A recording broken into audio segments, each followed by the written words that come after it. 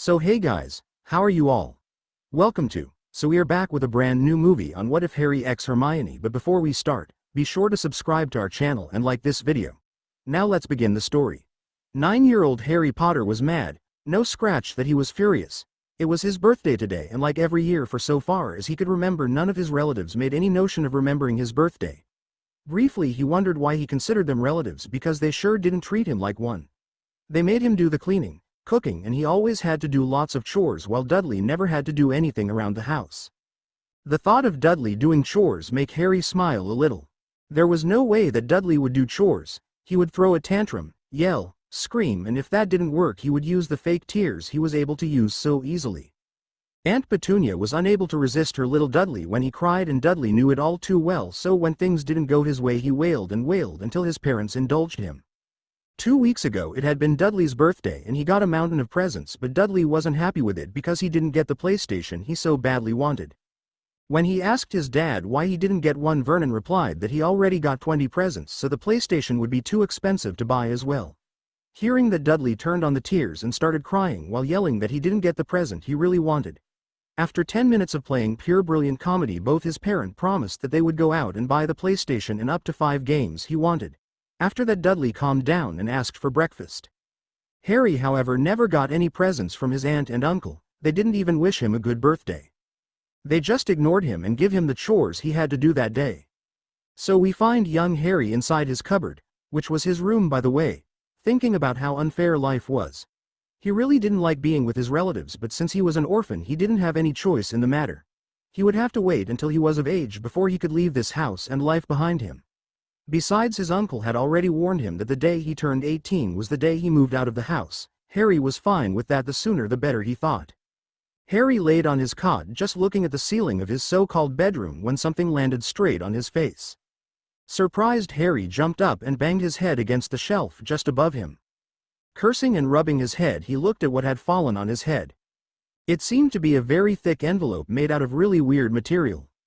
He picked it up and examined it from close by. When he turned the envelope over he saw a strange-looking picture and the words, "Put some blood on me," with an arrow pointing towards the picture. Strangely, Harry felt that he needed to do just that. He couldn't explain it, but he sort of knew that this was a very important letter. He knew somehow that this letter would change his entire life. Hopefully it would change it for the better, but he would soon find out. Cutting his finger on a sharp metal point that he found on the underside of his bed, he quickly wiped some blood on the picture. As soon as he did that, the letter seemed to glow a brilliant white and caused him to drop the letter to put his hand in front of his eyes. When the light was gone he almost yelled, but managed not to, since that would alert his relatives. In front of him stood a young man dressed in funny clothes, and he looked at Harry with concern and love. "Hello Harry, happy birthday. If I'm right then you are now 9 years old," the man said. Harry nodded since he couldn't talk since he was so shocked at what had happened. "I imagine that you have a lot of questions, but unfortunately I can't answer them. Not because I don't want to, but because I can't hear you.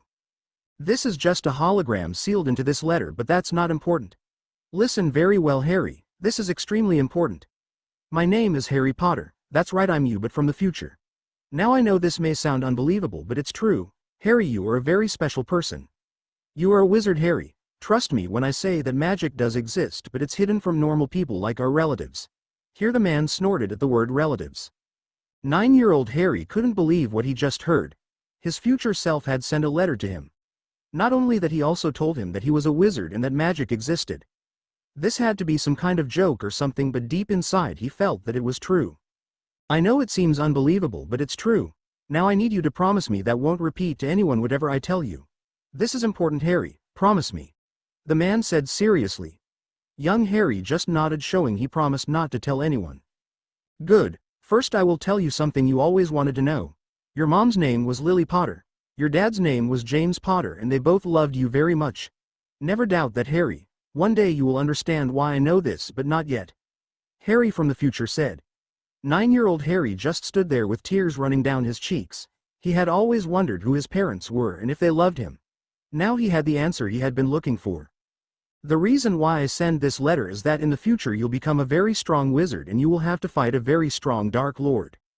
That's someone who uses his magic to do terrible things to people. The reason you will fight him is because it is your destiny to fight him and to defeat him as well.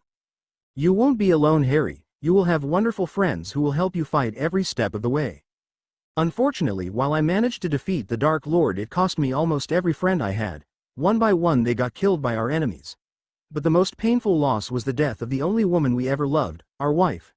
That's right, Harry. You will have a wonderful wife who's smart, kind, beautiful, and above all who loved us more than anyone in the whole world. You will meet her soon enough, I promise, future Harry said sadly. To young Harry this seemed so amazing. He would become a strong wizard who will have to fight a very bad man. He would have many friends, but they would be killed by this Dark Lord, and even have a wonderful wife. Now that was something Harry only could dream about. He always wanted to have family and friends, but most of all he wanted someone who he could love and who loved him above everybody else. Harry made a promise that he wouldn't let his friends and his future wife get hurt by this mad Dark Lord. If I know you as well I do, then you already decided to protect them from harm. Good, that's exactly why I send this letter. I can't tell you what is going to happen or who your wife and friends will be, but what I can tell you is that you will have to study hard and train hard to become as strong as possible. In 2 years you will get a letter from a magical school where you will learn to do magic. This will be a wonderful place, Harry. I want you to have fun and enjoy yourself. Make friends, pull pranks and stuff like that, but also study hard and do your best in class. There will be times where things go bad, and for that I'm sorry, but sometimes you have to let things happen. Never forget that you have friends and that you're not alone. I have included a small box inside the letter. All you have to do is put some blood on it and it will grow. Inside are some instructions and things you have to learn before your 11th birthday. Stay strong, Harry, and have faith in yourself. Good luck, future Harry said before disappearing. Harry just stood there watching the empty space where his future self used to be. It all seemed so unbelievable, but yet at the same time he knew that everything that just happened was the absolute truth. No matter how far-fetched and weird it may be. He started to grin, already thinking about how he would learn about magic. Maybe he could use magic to get a little payback at his relatives. But then he remembered how his future self explained that a Dark Lord was a person who used his magic on people to do bad things. At once the thoughts of getting even with his relatives by using magic disappeared from his mind. No way would he do something like that. He didn't want to become a Dark Lord after all. He then went to pick up the letter and looked for the box. He found a really small box the size of a matchbox and quickly put some blood on it after he cut his finger again. The box started growing until it became the size of a big shoebox. Wow, magic is great. I can't wait to learn how to do that, Harry said in his mind. He opened the box and saw a letter with, "Read me first," written on it. He took the letter and sat on his bed so he could read it. Hello, Harry. Bet you opened the box straight away? We always were curious, weren't we? Alright, enough with the chatting and let's get to business, shall we? Inside the box you will find several things and the instructions how to use them as well. These things will help you to become strong, so please use them. First item is a large amount of money. You will have to invest this money into several companies which are listed below. All you have to do is go to the bank and tell someone that you want to invest some money. They will take care of the rest. Of course, they would wonder how a 9-year-old got so much money, so that's why I supplied you with a very useful little gadget. Inside you'll find a necklace that if you put it on will make them believe you're a 30-year-old man. I included the necessary papers for you. The necklace will also ensure that people don't ask too many questions or be suspicious about you. Please do not use the necklace too often or for other purposes. We don't want you getting too much attention after all. After you invest the money, don't worry, I made sure they're very good companies who will give you lots of money. You can later on use it to help you in the fight with the Dark Lord. You may wonder where money will help you, but trust me when I say that money opens doors and possibilities that you will need. You can also have some money to spend as you please. Buy something you want, just don't let our relatives see it. When you did that, start reading some books on martial arts and fighting. They will help you get stronger. You don't have to become the best of the best, just study them. I liked them very much when I started learning them. I would advise books on Aikido and Taekwondo since I learned those as well. The next thing you'll find are instructions to learn something called occlumency. This will help you protect your mind because some people are able to get inside your head and look at your secrets and memories. With these instructions you'll be able to master occlumency before you get your letter to Hogwarts. I know that you wanted to learn some magic already, but that's impossible. Since you live amongst muggles, people that can't use magic, it's forbidden to do magic. Every witch or wizard that's underage, younger than 17, is forbidden to do magic as well except at Hogwarts. No worries about learning magic, Harry. When you get your letter from Hogwarts someone will pick you up and take you to a wizard town where you can buy all the stuff you'll need. When you get there, look for books on battle magic, spells and curses. They will come in handy later on. The last thing you will find is a book called Hogwarts, a history. This is a book about the school, and if you read it you'll have an idea how it looks like. Read it, Harry, you'll like it, I promise. Well, the only thing left is to wish you good luck.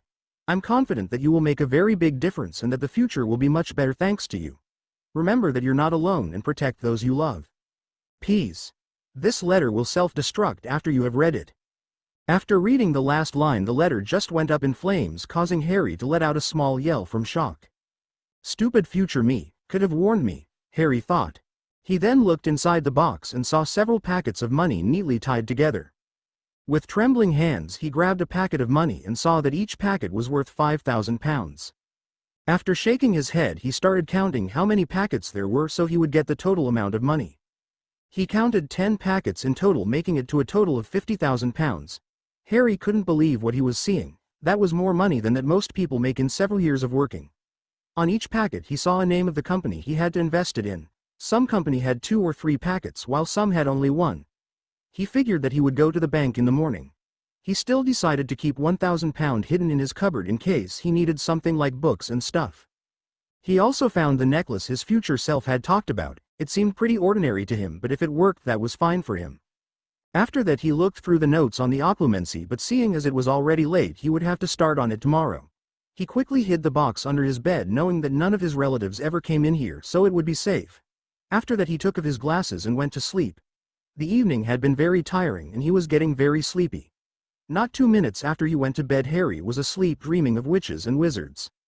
The next morning Harry woke up from the noise his aunt made by banging on his cupboard door, yelling at him to get up and start making breakfast.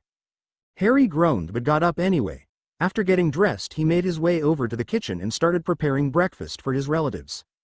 Of course, for many people this so-called breakfast would be enough food for several days, but to Dudley and Vernon this was just breakfast. No wonder they're so fat, Harry thought, looking over at Dudley. He was disgusted when he saw him eating like a pig who had been starved for days. After eating a piece of toast and clearing the table, Harry was forced to do some chores, which he did reluctantly. While he was doing that he was trying to find a way to get to the bank. Suddenly his aunt yelled at him to come inside. Sighing, he got up and went inside. "Boy, here's a list of the things we need from the supermarket. While we go visit some friends you will do the shopping. No fooling around, do you hear me?" Petunia screamed in his ear. "Yes, Aunt Petunia," Harry just answered. He was used to her screeching like a banshee anyway. But inside he couldn't be happier because now he had a way to get to the bank without his relatives knowing. He would wait until they left and then he would do the shopping after he came back from the bank. It was perfect, he thought. He went back outside to finish his chores and waited for them to leave. 1 hour later Harry was walking towards the bank feeling very nervous. He had the necklace on and he was worried that it wouldn't work or something. But when the employee said, "Good afternoon, sir," he guessed that the necklace worked just fine. He nodded a good afternoon as well and started talking about how he would like to invest a large amount of money into several companies. The girl who was attending him called for her superior since she wasn't authorized to handle investments. After hearing what Harry wanted to do, the man asked Harry to step into his office so they could discuss business. Harry nodded and thanked the girl for her help and went inside the office. "Welcome, sir. My name is Sebastian Hackwell and I'm responsible for investments here at our bank," Sebastian said, introducing himself. "Thank you, Mr. Hackwell. My name is James Evans, but please call me James," Harry said. He had to give the name that was written on his papers, otherwise it could lead to more trouble than he needed. "Very well, James, please call me Sebastian. Tell me, how I can help you," Sebastian said, eager to help a new client. Harry proceeded to show Sebastian the name of the companies in which he wanted to invest, and even when he was told that some companies were a bad investment, Harry just shrugged and told that he saw this as a challenge and a hobby, hoping he would get lucky. Harry of course knew that said companies would pay off nicely in about a year or 2. Sebastian nodded and made the investments. After all, who was he to tell what to do with his client's money? About 2 hours later Harry walked out the bank satisfied that he had succeeded this part of the plan as he started to call his instructions. After visiting the bank, Harry made his way over to the supermarket to do the shopping he had to do for his aunt. On his way home, however, he passed a large bookstore and figured he might as well get the books on martial arts now so he could start practicing in secret.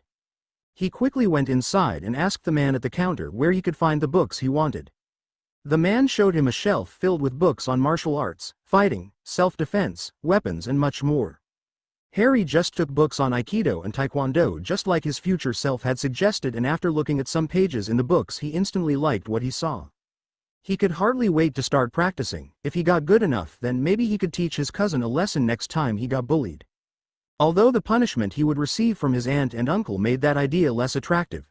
When he got home he saw that his relatives weren't home yet, so he quickly put away the groceries and stored his books and his other things inside his cupboard.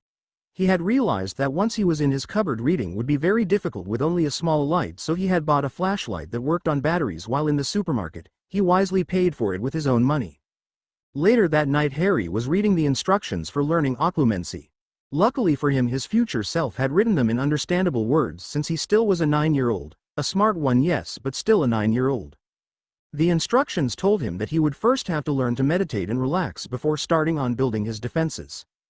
He read what meditating just was and started to try it right away. Surprisingly, it didn't seem that hard and he found that he enjoyed it very much. The instructions said that he would have to meditate every morning and evening for about half an hour for the next 2 months so that he would learn how to do it instinctively.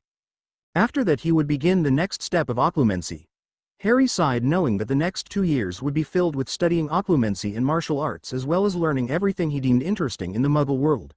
But he promised himself that he would do everything in his power to protect his future friends and more importantly his future wife. Time flew for young Harry. Over the next 2 years he learned everything he could just like he had promised himself and his future self. He had learned occlumency, and although he didn't have any practical experience at expulsing or repelling an attack on his mind, he was pretty sure his mind was protected. The notes had included some suggestions on the way he could build his shields and Harry followed them to the letter. His mind was protected by several layers of shields that were layered on top of each other. The outer layer was a very weak layer that would alert Harry if someone tried to break it. Its purpose was not defending his secrets but warning Harry. The next shield held his everyday thoughts and memories, things he didn't mind sharing with others, not that he wanted everyone to know everything off course. The next shield was of a higher level that protected things he didn't want everybody to know, like personal thoughts on things or people, his dreams or hopes. The last shield was the strongest of the all. It also protected his biggest secrets, like everything that was connected with his future self and what he had learned. He was confident that this shield could resist any attack, but he still practiced every day to make his shields stronger and more resistant. Learning Aikido and Taekwondo had been very fun and rewarding as well. Knowing that he wouldn't be allowed to practice at home, he started practicing at the small park not far from his relative's home. After studying and practicing for about 3 months, a man came up to Harry saying that he had seen him practicing martial arts for some time now. The man had asked him why he wanted to learn martial arts. "I want to learn because that way when my friends and family are in danger I can help them," Harry answered truthfully. It was true, since he wasn't interested in fighting or hurting people just for fun. That was what this Dark Lord from the future did. The man was clearly impressed by Harry's answer and told him that if Harry wanted they could practice together, since he had lots of experience with both fighting styles that Harry was learning. Harry quickly accepted the much-needed help, and from that day on he and Joey, as the man introduced himself, met every other day to spar and train together. Joey became somewhat of a very close friend, and when Joey moved away to America Harry had been really sad, but Joey told him how very proud he was of him and to cheer up. He also made Harry promise that if he ever visited America he would have to come and see him. Of course Harry had every intention of doing so.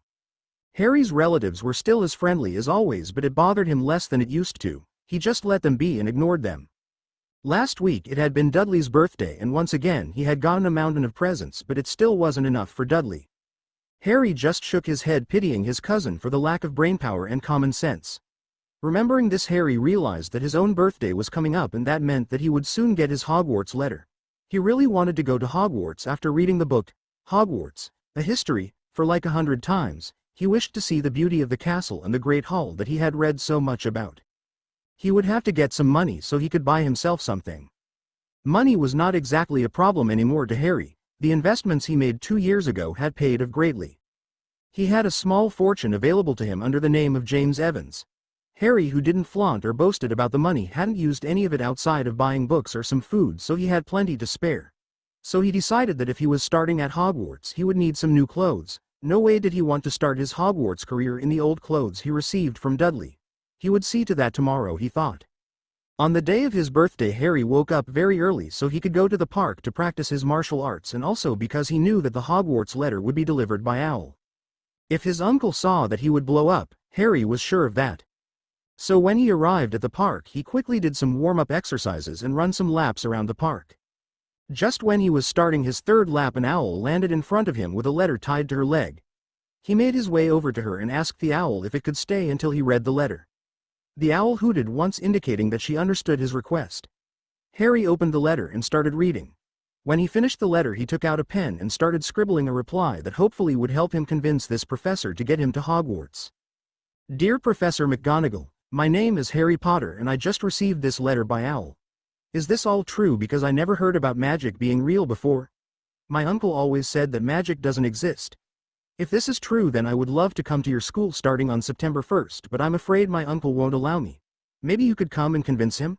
I would like to go to a new school and actually make some friends since I don't have any my old school. If I'm allowed to come to your school, where do I get the necessary things? Is there a place where I could buy these things? What about money? With kind regards, Harry Potter, aspiring first-year student. Yes, this seemed a good way to ask for help from the professor. It was short and to the point without whining about things. Hopefully she would come and visit him soon. He tied the letter to the owl leg and thanked her for a job well done. He then asked her to take this letter to Professor McGonagall. The owl hooted and took off towards Hogwarts, leaving Harry, who wondered if his plan would work, behind. All he could do now was wait and hope for the best. After completing his exercises, he headed back so he could prepare breakfast for his relatives. He spent the rest of the day outside reading a book about what the Japanese people called Bushido, or the way of the warrior. The next morning at Hogwarts, an older woman received the letter that Harry had written the day before. After untying it from the exhausted owl, she started reading and a frown appeared on her face. The letter came from James and Lily's son, and he didn't even know about magic?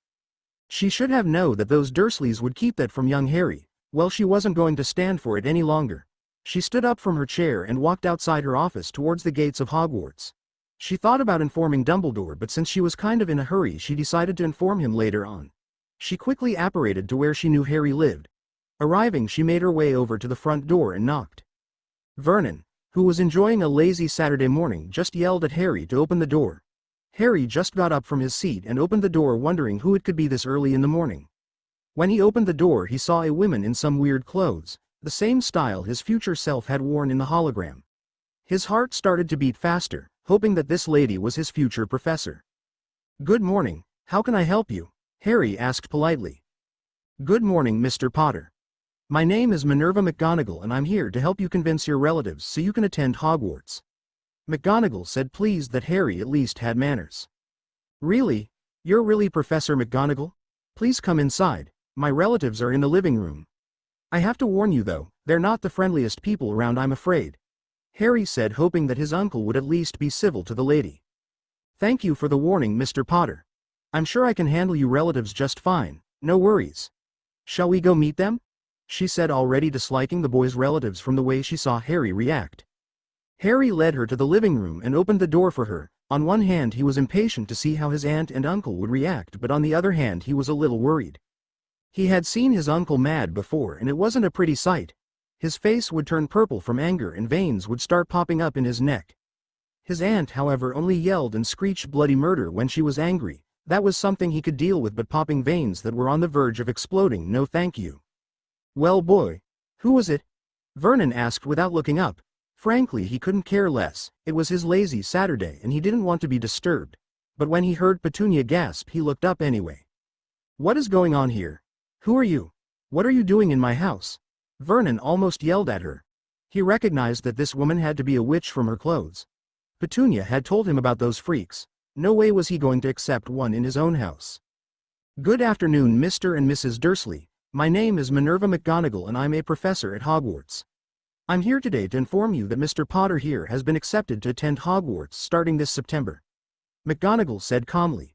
She had dealt with these kind of situations before. Not all parents were accepting of magic or allowing their children to start learning magic after all. "No, absolutely not. We swore when we took him in that we would put a stop to all this nonsense once and for all. He will not be going. I'm not paying good money so he could go and learn magic tricks." Vernon yelled and he started to get red in the face. Harry knew, however, that the red was just one of the colors his face could turn into. Purple would be next. "Mr. Dursley, magic is as real as you and me. You can't stop a wizard from learning magic. If Harry doesn't learn to use his magic correctly, he would be a danger to himself and to your family. And you don't have to worry about paying since Harry's parents already provided for that," McGonagall said, trying to calm the fat man down. She didn't want him to have a heart attack, at least not while she was here. When Vernon heard that he wouldn't have to pay for Harry, he actually calmed down a little, but he still was fuming mad about all of this. He absolutely hated everything that had to do with magic or freaks. Seeing how his uncle had started to calm down, Harry decided to give Vernon the information that would allow him to go to Hogwarts. No way was he going to refuse him after this, he knew. "Uncle Vernon, think about it. If I go to Hogwarts, I'll be out of the house for months, only coming back in the summer holidays for the next 7 years. And since it's all paid for, it won't cost you a thing," Harry said. He could literally see his uncle's face change from raving mad to downright cheery. He could only imagine what his uncle was thinking. Inside, however, Harry was smirking and wondered if his uncle had any brainpower that wasn't focused on eating and money. "Only summer holidays? Very well, boy, if and only if you stay the whole year at that school will I allow you to go. At least that way my family and I can enjoy our normal lives away from a freak like you," Vernon said. McGonagall, who had stayed quiet for a while, couldn't believe her ears. Was this how Harry had grown up, being insulted and unloved for years? She made up her mind right away to speak to Harry about this later on, but for now she would deal with these people. "Mr. Dursley, I can understand that you don't like magic, but there's no reason to treat your nephew this way. You can be assured that I will not forget about this anytime soon, and if I find out that you have been treating Harry badly in the future, I will pay you a visit with the magic equivalent of the Muggle police," McGonagall said, warning Vernon not to try anything or treat Harry badly. Vernon and Petunia gasped at the idea of more freaks in their home, just nodded, not wanting more trouble than they already had. They would have to explain all this to Dudley later on. After that, Vernon ordered his family to get in the car and they left as fast as they could away from the freak and the madwoman. "Wow, I have never seen Uncle Vernon move so fast before, or so scared," Harry said, laughing. Seeing his uncle run was like looking at a waterbed being moved, the water going from one side to the other. In his eyes it was one of the funniest things he had ever seen. McGonagall, who normally wouldn't approve of making fun of people, smiled as well. The oaf had earned it after all. "How dare you treat Harry that way? I knew I should have argued more with Albus," she thought. She would speak to him about this as soon as she was back to Hogwarts. "Well, Harry, how about we go to Diagon Alley so you can get your supplies for the year?" she said, smiling at how Harry immediately became excited. He quickly told her that he would need something from his room and went to get it. He opened the cupboard and took the shoebox and his books from under his bed and put his stuff in a backpack. He had a plan to stay at Diagon Alley for the rest of the summer, so he needed to get his things. When he came back, McGonagall just nodded and together they went to the backyard, where she told Harry to hold her hand and not let go until she said so. Harry nodded, and not a second later both of them disapparated away. Harry and McGonagall apparated into the alley behind the leaky cauldron, out of sight from the Muggles. Harry was shocked at what had just happened. Sure, he had read about apparition, but he had never done it before until now. He looked at his professor and started asking questions like what just happened. He had to pretend that he didn't know, when he could learn that, which he really wanted to know, making McGonagall chuckle, saying that he had a long way to go before learning how to apparate. Harry nodded, disappointed, and followed her inside the leaky cauldron and into Diagon Alley. His professor told him that she didn't have much time, so they would have to hurry, otherwise she would have to leave him here on his own, and that was something she didn't want to do. They quickly made their way over to Gringotts so Harry could get some money out of his safe. Harry asked her why she was so sure his parents had left him any money. "Mr. Potter, your parents were some of the best students I ever had the pleasure of teaching. There is no doubt in my mind that they provided you with means to live," she answered confidently. Harry, who knew almost nothing about his parents, quickly asked her if she could tell him about them, which she promised to do if he came to visit her in her office once school started. Naturally, Harry accepted, and he thanked her by giving her a small hug. When they arrived at the counter, the goblin had asked Harry about his key, which he didn't have, off course, so they had to make a new one after confirming he really was Harry Potter. After a quick ride to his vault, they were back upstairs with Harry's pockets full of galleons, nuts and sickles, enough to last him a year. Just when they left the bank, they heard a loud voice calling Professor McGonagall. They turned around and Harry saw a really big man coming at them. He was smiling and waving at them, so Harry concluded that the man knew his professor. "Ah, good morning, Hagrid. How are you?" she said, smiling. "Good morning to you too, Professor. I'm fine, thank you. Just finished a request from Professor Dumbledore," the man said while looking at Harry. He seemed to recognize the boy from somewhere but couldn't remember it. "Hagrid, I would like you to meet Mr. Harry Potter, who will be joining us at Hogwarts this year. "Harry, this is Rubeus Hagrid, keeper of keys and grounds at Hogwarts," Minerva said after she had seen Hagrid look at Harry. "Nice to meet you, sir," Harry politely said. "Harry Potter? The last time I saw you, you was just a little lad. You look just like your dad, but you have your mother's eyes, that's for sure. Nice to meet you, Harry, and please call me Hagrid. None of that, sir, business," Hagrid said. "Very well, Hagrid, but Harry and I will have to leave you, I'm afraid. I haven't got much time and we still need to do the shopping for Harry's supplies," McGonagall said, cutting the conversation short. "If you want, Professor, I can spare some time with Harry to do his shopping. I haven't got anything else planned for the day," Hagrid proposed. McGonagall agreed that this was an excellent idea, and she told Harry that she would be seeing him on September 1st at Hogwarts. Harry thanked her for everything she had done and promised her that he would make her and his parents proud. She smiled and nodded before she disapparated. Hagrid and Harry started to do his shopping and had a great time together. Harry had gotten his wand after several tries, and he felt that this wand was made especially for him. Mr. Ollivander was a bit creepy but very friendly and helpful, so he was okay in Harry's book. Hagrid had surprised Harry with a beautiful owl which Harry called Hedwig. After buying his books and potion supplies, Harry and Hagrid made their way over to the Leaky Cauldron to have something to eat. They had worked up an appetite from all this running around. During that time, Hagrid told Harry about Voldemort, or you-know-who as most people called him, since they were too afraid to say his name. Harry thought that was ridiculous but kept his mouth shut. After hearing the story from his new friend, Harry was more dedicated to become a strong wizard so that he could protect everyone he loved. After finishing their meal, Hagrid asked if Harry would be able to get back home on his own, and Harry quickly reassured him that he could take care of himself. Hagrid nodded and shook Harry's hand, saying that they would see each other at Hogwarts and that he was always welcome to visit him during the school year. Harry relaxed after Hagrid had disappeared in the crowd and started to make his way back to the Muggle world. Once he reached the alley he had arrived in, he put on his necklace, making him look like a 30-year-old man, and went over to the nearest hotel and went inside. He went straight for the counter and waited his turn. "Good afternoon, sir. How can I help you?" the young lady said when it became his turn. "Good afternoon. I would like to book a room starting today until September 1st suite, please," Harry said. "Yes, sir. We have 4 rooms available for those periods of time. 3 of them are luxury suites, however the last one is a room for 2 with a small bathroom, a king-sized bed and a small balcony," the girl said. Harry quickly chose the normal room since a suite would be too much for him alone and he didn't need all of that luxury anyway. After paying for his entire stay, he received the keys to his room and thanked the girl for her help. He went to his room and put everything inside before he collapsed on the bed. So far so good. Now all I have to do is contact the Dursleys to tell them that I'm not coming back until next summer, Harry thought. He knew that they would be pleased to get rid of him and he too would be happy, so everybody wins. With that thought in mind, Harry drifted into sleep, both happy and excited. The month up to September 1st had been one of the best time in Harry's life. He had phoned the Dursleys and told them that he was staying in London until he started school, and they were just as happy as he predicted they would be. He didn't care. He liked it in the hotel, where he had a very soft bed and excellent food as well. Of course, had to wear his necklace all the time he was in the hotel, but that didn't bother him at all. During his stay, he had visited Diagon Alley several times, not as Harry Potter but as James Evans, since he didn't want to be recognized. He had bought several books on magic like his future self had advised. A magical trunk that held 10 times the original space and a wand holster for his arm. Other than that, he bought some extra clothes, both Muggle and Wizard style, and he also got some contacts for his eyes, which he liked very much. He spent his time reading his books for the first year, and he was getting very excited to start learning about magic. The things he read in his books seemed so unbelievable yet so cool, although he knew that this wasn't a laughing matter sometimes. He would have to be very serious about studying, but he would also make friends and have fun, he promised himself. Out of all his books, he liked the Defense Against the Dark Arts the most, even thought the first year spells seemed somewhat silly to him. But you have to learn how to walk before you can learn how to run, he realized.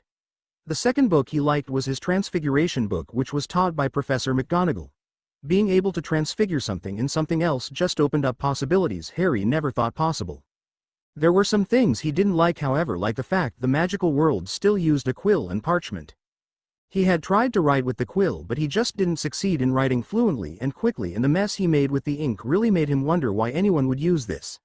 He had bought some Muggle pens and notebooks that he would use if he was allowed. At least that way the teachers would be able to read his assignments. Hopefully he had bought enough of them to last the year, he thought. Harry closed his charms book after reading the 3rd chapter. He had read and studied at least the first 3 chapters of every book he had so that he wouldn't get behind in class once school started. Some may think that he was a bookworm, but he didn't care one bit. While he didn't like studying for math or normal school subjects, he enjoyed learning about magic very much. To Harry, learning magic was a way out of his normal and everyday life he had at the Dursleys, so he couldn't afford to fail. While thinking how great his time at Hogwarts would be, he fell into a blissful sleep filled with dreams of magic and adventures. The next morning Harry woke up after having a good night rest and gathered all his stuff together. Luckily for him, he had already started packing a few days ago, so he didn't have to hurry. He ordered breakfast before jumping into the shower. After having a wonderful breakfast, he went downstairs to check out of the hotel. He nodded to the girl behind the counter and made his way over to her. They had gotten to know each other a little over the past month. "Hello, Julie, how are you today?" Harry asked politely. "Good morning, Mr. Evans. I'm fine, thank you very much. I guess you're here to check out of the hotel." Julie answered, smiling. She liked the man because, unlike other clients, he was always friendly and treated her with respect. That, and he didn't try to see down her blouse like so many of the male clients. "Unfortunately, yes, my time in London is over, so I'm leaving today.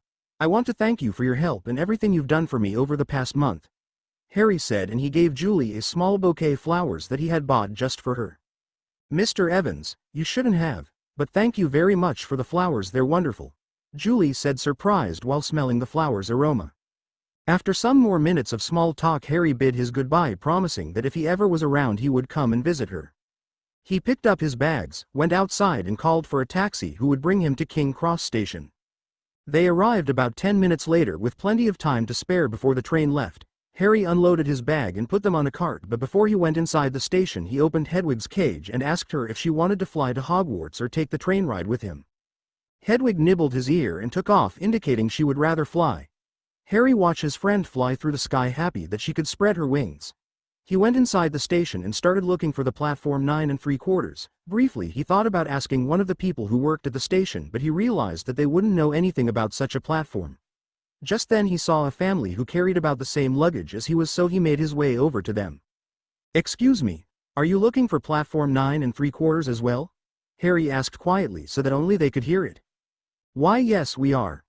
We were told where it was when one of the teachers came to inform us of Hermione's magical abilities," the woman said, equally quiet.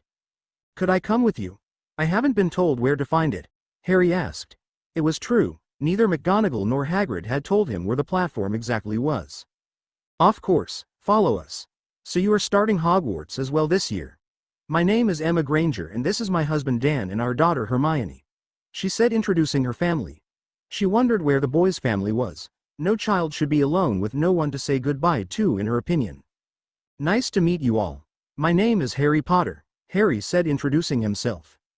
"It's nice to meet you too, Harry. Are you alone here?" Ignoring the small gasp her daughter let out when she heard the boy's name. "You? Yes, you see, I'm an orphan, but I live with my aunt and uncle, but they don't like me much, so they didn't come. Not that I wanted them to," Harry said softly, not wanting the woman's pity. He had long accepted that his parents were dead, but he still missed them every day. They had sacrificed their lives for him by fighting Voldemort, trying to give him a future where he could grow up and be happy. "I'm very sorry, Harry, that was kind of rude of me to ask such a question," she apologized. "Please don't be sorry, it's okay, I don't mind," Harry said before going over to Hermione. "Hi, I'm Harry Potter, nice to meet you," Harry said, sticking out his hand. "Nice to meet you, Harry. I'm Hermione Granger," she said nervously. Until then she hadn't made much friends in school and she hoped it would change when she got to Hogwarts.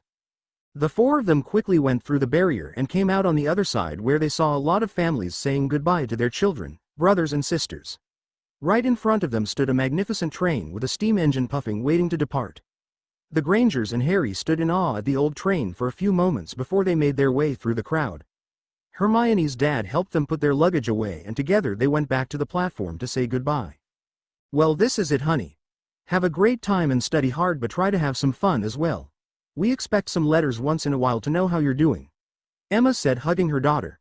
She saw Harry looking at them with some envy. She could only imagine how hard it had to be for a young boy like Harry not having anyone to hug him goodbye. She decided to change that right now. She went over to Harry before hugging him as well. "You too, Harry, have a great time and take care of my little girl, okay? And send some letters as well. I'm sure you'll have plenty to tell together with Hermione," she said while hugging him close. Harry, who at first was shocked at being hugged for the first time in his life, quickly grabbed hold of Emma and nodded, saying that he would protect Hermione and take care of her. Dan too went over to Harry and gave him a firm handshake, saying that he was very glad to get to know him and he too expected to hear from him every once in a while. Harry nodded and said his goodbyes to both of them before boarding the train with Hermione. They quietly entered their compartment and sat down next to the window so they could wave at everyone. And then slowly but surely the train started moving and soon King Cross Station was out of sight. "So are you just as nervous as I am about all of this?" Harry said, trying to break the ice. He never was good with talking to girls before. At least not girls his own age. When he was in his James disguise it all seemed so much simpler. "Oh yes, I hope I'm good enough. I have read all my books but still I don't think it will be enough," Hermione answered shyly. She didn't want Harry to start laughing at her because she had already read her books like her former classmates did all the time. "Me too. I haven't finished them yet but I read at least until the 4th chapter of each book just to be prepared. I even bought several other books for reading material," Harry said, glad that Hermione seemed to like reading just as much as he did. "Really? You like reading too?" "I'm reading Hogwarts, a history, right now and it's really fascinating." Hermione beamed at Harry. Maybe, just maybe, she had found her first real friend. "I have read that book at least a dozen times. It's great, isn't it? I can't wait to see the castle and the Great Hall," Harry said, starting a in-department conversation about their favorite books and subject. After a few minutes Hermione wanted to ask a question but didn't know how to ask it without offending her new friend. Harry, seeing her getting nervous about something, asked her what was wrong. "Well, I want to ask you something but I'm not sure if I should," she said, hesitant. "Don't worry, you can ask. I won't bite, you know," Harry joked, trying to reassure her. He had an idea about what the question could be. "Are you really Harry Potter, the Harry Potter who defeated the Dark Lord Voldemort?" she asked. "That's me, all right.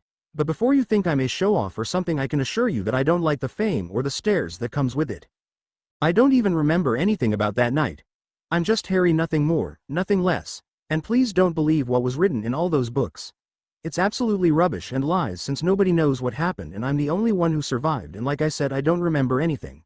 Harry finished, taking a deep breath after such a long explanation. "I understand, Harry. Don't worry, I won't bother you asking about all of that. I just wanted to know. I'm very curious, I'm afraid," Hermione said, glad that Harry was just a boy like any other. "Being curious is not a bad thing. To tell you the truth, I'm very curious as well. So what do you think is going to happen when we arrive at Hogwarts?" Harry asked her. Hermione opened her mouth to start talking when the door of their compartment slid open to reveal a young boy with flaming red hair and freckles. He looked around and saw only Harry and Hermione sitting there, so he went inside. "I'm sorry, can I sit here? Everywhere else is full," the boy asked them. "Sure, come on in. There's enough room for all of us," Harry said after looking at Hermione, who didn't seem to mind. "Thanks, I'm Ron Weasley, by the way," the boy, now known as Ron, said. "Nice to meet you, Ron. This is my friend Hermione Granger and I'm Harry Potter," Harry said, introducing both Hermione and himself. Hermione's eyes widened at hearing Harry saying that she was his friend and she immediately smiled at him. She was very glad someone like Harry would consider her as a friend. Not because he was Harry Potter but because he was such a nice and friendly boy. She promised herself that she would be the best friend she could be to Harry. Meanwhile, Ron still hadn't gotten over the shock of being in the same compartment as the great Harry Potter. To the Wizarding world, Harry was a hero beyond heroes. Children were told bedtime stories about him, books were written, and so much more. "Bloody hell, Harry Potter. I'm in the same compartment as Harry Potter," he exclaimed loudly, making both Hermione and Harry wince at the volume of his voice. Harry was sure that the whole train had heard him yelling. "Please don't yell. Besides, it's not like it's a big deal, right? I'm just an ordinary boy who wants to learn about magic. No need to act like a fangirl around me or anything," Harry said, hoping that Ron would stop acting like a crazy fan. It was freaking him out. He hated being in the middle of attention and being stared at. Hermione, seeing that Harry was starting to get annoyed, intervened. "You know, Ron, it's not polite to stare," she said loud enough for him to hear. Ron quickly apologized for staring and sat down next to Hermione. He then began to ask questions to both of them so that they would get to know each other better. Ron was mortified that both Harry and Hermione had started reading ahead in their books. To him, books were a necessary evil, not fun at all. He preferred goofing around and playing Quidditch with his brothers. Studying was something he never enjoyed and never will enjoy, of that he was sure. Somehow the three of them started talking about how Hogwarts would be like, and Ron offered some information that he had heard from his older brothers, even though it seemed that information was very suspicious to Harry and Hermione. Later on the trip, Harry had bought several sweets and candy from the cart, and they were happily talking and trying out the several sorts of candy.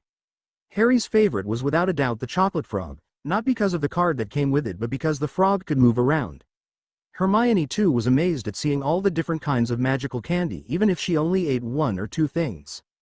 A few hours later they finally arrived at Hogwarts, and almost all of the first years were trying to look outside the windows trying to see the castle. Unfortunately, they couldn't see a thing since it was already dark and the castle just wasn't visible from the train. When they got off the train, Harry heard a voice that he would recognize anytime, and he looked at his right. There stood Hagrid waving a lantern around trying to gather all the first years. Harry quickly grabbed Hermione's hand and told Ron to follow him as well so he could introduce them to Hagrid. "Hey Hagrid, how are you? I would like you to meet my friends Hermione Granger and Ronald Weasley, their first years as well." Harry proudly introduced his friends. "Hello there Harry. I'm fine, thanks for asking.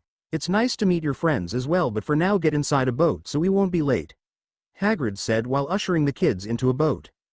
After Hagrid got all the kids onto the boats, they departed for a trip across the dark, cold lake which seemed to go on forever before they finally turned a corner and they saw the castle lights in the distance. Harry and Hermione were holding their breath waiting to see if the castle was anything they had imagined in their head, thanks to Hogwarts, a history. When the castle was clearly visible, both of them just sat speechless in the boat staring at the beauty of the castle. It was nothing like they thought it would be, it was several times more majestic and overwhelming than that. The towers who were lit with light from inside, the moon who gave the castle a mysterious glow that made them think about a past long ago with knights and princesses. Harry immediately felt a connection with Hogwarts. It felt like a welcome home kind of feeling, and for the first time he felt right at home too. Hermione too felt right at home as soon as she saw the castle, and she had never felt any better than at that moment. While they were staring at the castle, they had arrived at the bank of the lake and Hagrid told them to get out of the boat and follow him upstairs.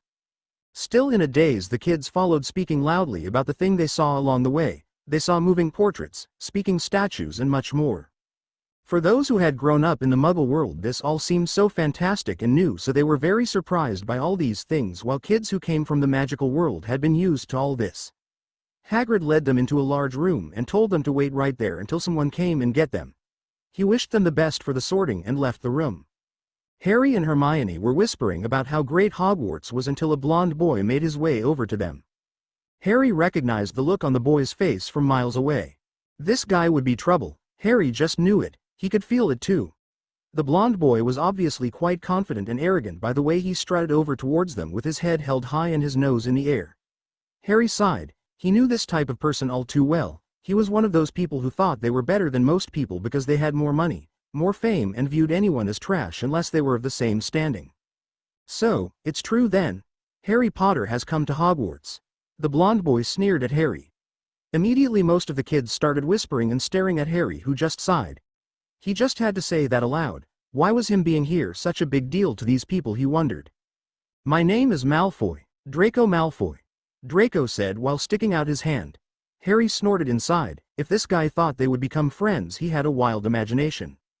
"It's important for people like us to have the right connections. I can provide you with that. You shouldn't bother with these low-class losers. They will only hold you down." Malfoy continued, acting like he was the most important person in the whole castle. Harry would have just ignored him had he not insulted his new friends, and that was something Harry wouldn't allow, not from a stuck-up blonde twit who thought that he was God's gift to mankind.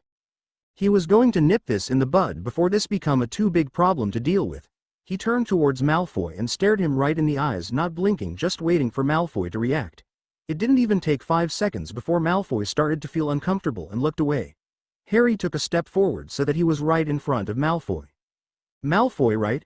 I would advise you from insulting my friends from now on. Next time I won't be so nice and let it slide.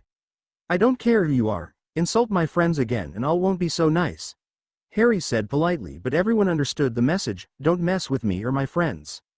"Who do you think you're talking to, Potter? I'm a Malfoy, one of the oldest pureblood families, so you should show me some respect and be glad I offer you my friendship," Malfoy said, trying to save his amigo. It wouldn't do to be humiliated on the first day. "Like I said, I don't care who you are or who your family is. For all I care, you're the Queen of England. Nobody insults my friends. And your friendship doesn't interest me. If this is how you treat your friends, I'm better off without it. Now leave us alone and don't bother me again," Harry calmly said. He wouldn't let this guy walk over him, but he wouldn't provoke him either. Malfoy was about to say something, probably an insult, but just then the door opened and Professor McGonagall walked in, telling them to follow her to the Great Hall where they would be sorted. Hermione quickly followed Harry, amazed at how he had handled the situation with Malfoy. She was a little scared of how Harry would react to Malfoy's offer, but once again Harry had proven himself to be a great guy and an even better friend. She also wondered how Harry stayed so calm and confident when he confronted Malfoy. If she had been in his place, she would have been terrified of standing up for herself. It happened all the time in her previous school, where she was often the victim of teasing and bullying. Those thoughts just disappeared when they entered the Great Hall. She was completely blown away by the magical feeling she felt inside the hall. It was everything she thought it would be, and maybe even more. Amazed, she looked at Harry, who had the same expression on his face. They looked around, not wanting to miss the smallest detail of the place where they would eat and have fun for the next couple years. Professor McGonagall told them to stand in front of the large table where the other teachers were seated and explained how the sorting was done.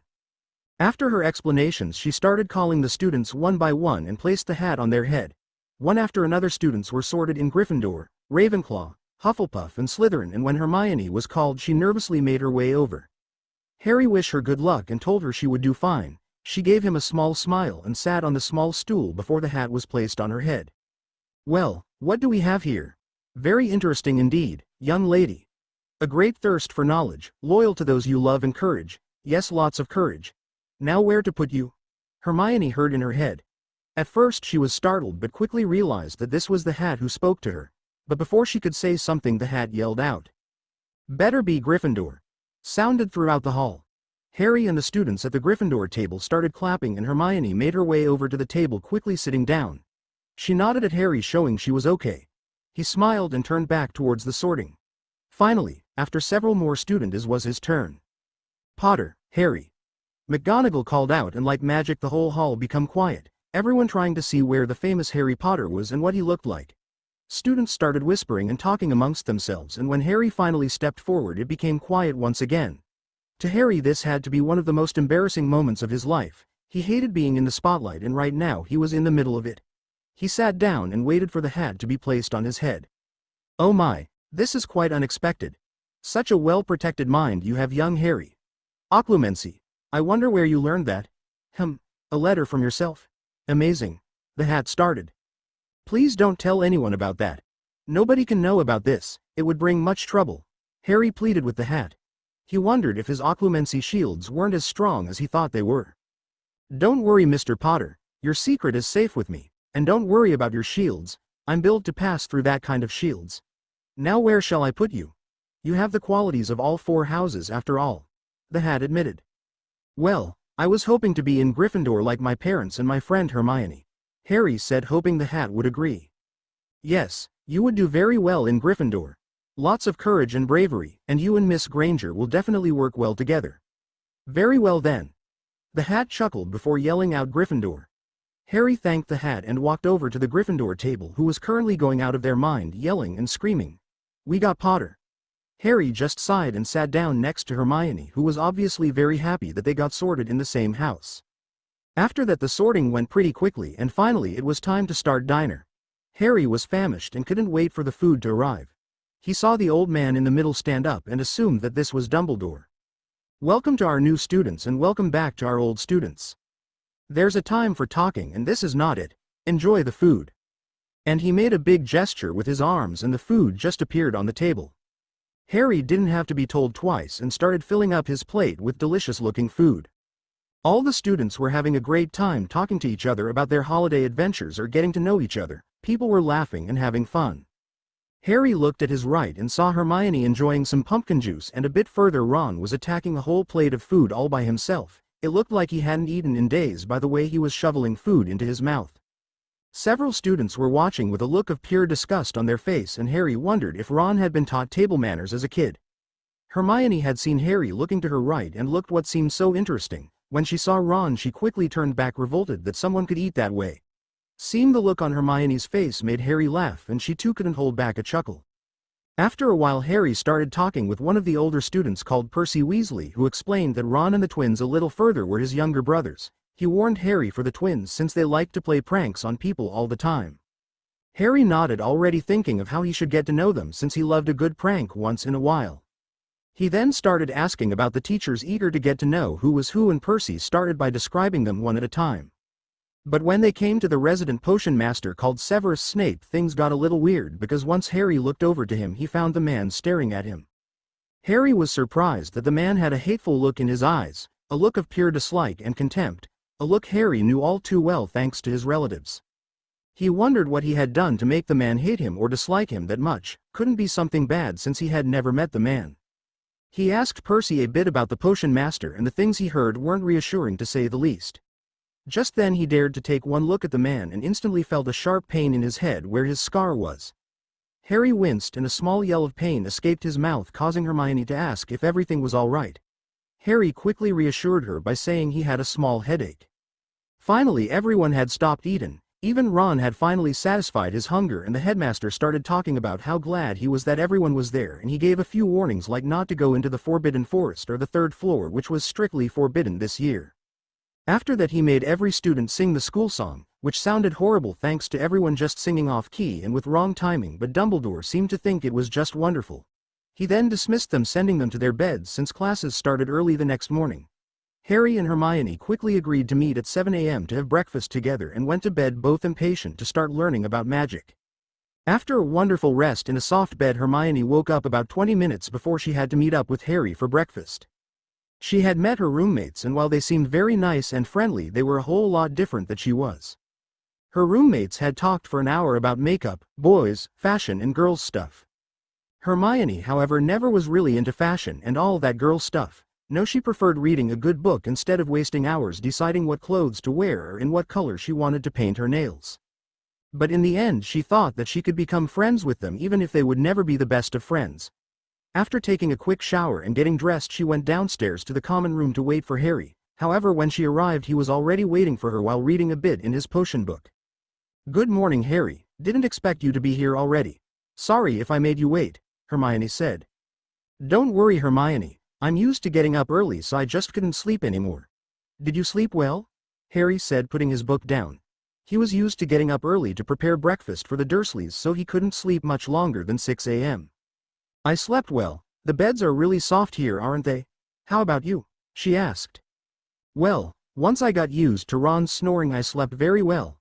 I swear, Ron's snoring would make a bear who's hibernating wake up," Harry said, making Hermione laugh. They made their way over to the Great Hall, and Harry told her what Percy had said about Severus Snape and how he had received such a look from the potion master. That was the reason he had read the first chapters of his book on potions again, just to make sure he was prepared. Hermione nodded, saying that she too got a bad feeling about the man who seemed very unpleasant. When they arrived at the Great Hall, there were only a few students already there, and none of them were Gryffindors. While they were having breakfast, Professor McGonagall came over with their class schedule. "Good morning, Mr. Potter, Miss Granger. I'm happy to see two of my new Gryffindors up so early," she said while handing them a piece of paper. "Good morning, Professor McGonagall. It's nice to see you again. I wanted to thank you again for everything you've done for me last month," Harry said politely.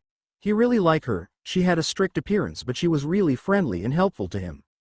"Think nothing of it, Mr. Potter. It was my pleasure. I'm glad to see you already made a friend here with Miss Granger. I'm sure the two of you will get along very well," McGonagall said, smiling at the two kids sitting in front of her. "We met in King Cross and we've become great friends, haven't we, Hermione?" Harry said, beaming at his friend. Hermione blushed a bright red and nodded, smiling as well. "Well, I shall see the both of you after breakfast for your first lesson in Transfiguration. I expect good results from the both of you," McGonagall said before nodding her goodbye and returning to her seat. Harry then had to explain how he had met Professor McGonagall, which led to explaining a bit about the Dursleys, which shocked Hermione when she heard how Harry was treated by his relatives. She couldn't understand how somebody could treat their own family like that, but Harry said he was used to it by now and that when he was of age, he would just move out and never think about them again. Beside, now that he was going to Hogwarts, he wouldn't see them for months, which was a very good thing in his eyes. Hermione accepted Harry's words, but she still thought she should tell her parents about this, but it could give Harry much more problems than he already had, so she decided to let it be for the time being. Hermione looked at her schedule and asked Harry if he wanted to go to the classroom early so they could practice a bit before class started. That way they would have some experience in doing magic. Harry, eager to do his first piece of magic, readily agreed, of course, saying it was an excellent idea. So then minutes later they had found the correct classroom and sat down in front on the second row. Hermione opened her book and started reading out loud what was written in the first chapter. It said that transfiguration was the magical art of turning one object into another object. Of course there were some limitations, but as long as you staying inside the limits you could do almost anything. Harry, having read the chapter as well, could already imagine what kind of things they would be learning. Unfortunately they didn't have anything to transfigure, so they just read and talked till class started. Tired Harry sat down in a soft, red and fluffy couch after the first day of classes. He had seriously underestimated this magic business, he thought. Hermione too had been surprised at how intensive learning about magic was. The day had been a roller coaster of emotions, from excitement, pride and happiness to embarrassment and anger. The day had started well in transfiguration and charms but had ended in misery with potion. Flashback. Good morning class. I'm Professor McGonagall and I will instruct you in the art of transfiguration. Before we start on our first try in transfiguration, a word of caution: I will not tolerate foolishness of any kind.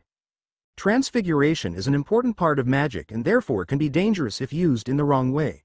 While you are in my classroom you will behave and obey my teachings. I will not hesitate to dock points or assign detentions, and if you still don't shape up I will personally kick you out of my class, she said seriously. Harry and Hermione immediately sat a little straighter in their seat, hoping that they wouldn't get kicked out of class. After a short introduction of transfiguration and the use in everyday life, they finally got to start doing their first piece of magic. They had to try and transfigure a matchstick into a needle, which proved to be more complicated than they first thought. They had to perfectly visualize the needle before doing the necessary wand movements. This took some tries for both Harry and Hermione, but both of them succeeded in transfiguring their matchstick into a perfect needle, much to McGonagall's surprise. She hadn't expected someone to succeed in the assignments in the first lesson. Just like she thought Harry and Hermione were talented in the art of magic. Harry she had expected, since both of his parents were very talented during their time in Hogwarts, but neither of them had succeeded this feat in their first lesson. Hermione was a Muggle-born witch, thus she had no prior education or training, and she too had made a perfect needle, meaning she had excellent grasp of the theory. Very well done, Mr. Potter. Miss Granger, a perfect needle. 10 points to both of you for an excellent piece of transfiguration, McGonagall said with pride. She would keep an eye on those two. They could prove to be the next generation's best witch and wizard. Harry and Hermione blushed from the praise they received and the stares of their fellow classmates. The lesson passed fast after that, and before they knew it they had passed their first class in their Hogwarts career. The following lesson was Charms with the very small but energetic Professor Flitwick, who Harry liked straight from the start thanks to his enthusiasm. During the lesson they learned the correct way, making the wand movement necessary for charms, and after that he explained what kind of charms existed in the magical world. After a very enjoyable lesson it was time for lunch, and almost all of the students were famished but very excited. Ron had joined Harry and Hermione for lunch so they could catch up a little. Ron was complaining that he couldn't do the transfiguration in the morning. Harry assured him that he would get it in the next lesson. After lunch they had a double potion class with the feared Professor Snape, whose reputation had already spread amongst the first year's Gryffindors. They were unlucky, however, since they had the class with the first years of the Slytherin house. And everybody knew how much Snape favored his own house, so most of the Gryffindors were prepared for the worst, Harry included. He hadn't forgotten the looks he received from the man at dinner last night. When they arrived at the dungeon they found it closed, so they had no choice but to wait outside until their teacher arrived or opened the door. At exactly 1 minute before the hour the door opened, revealing Professor Snape, who just ordered them inside. They quickly went inside and found a seat, already fearing what could happen next. There will be no silly wand waving or fancy incantations. This class will teach you the most noble art of potion making, although I doubt most of you will be able to comprehend the subtlety that is potion making, Snape said coldly.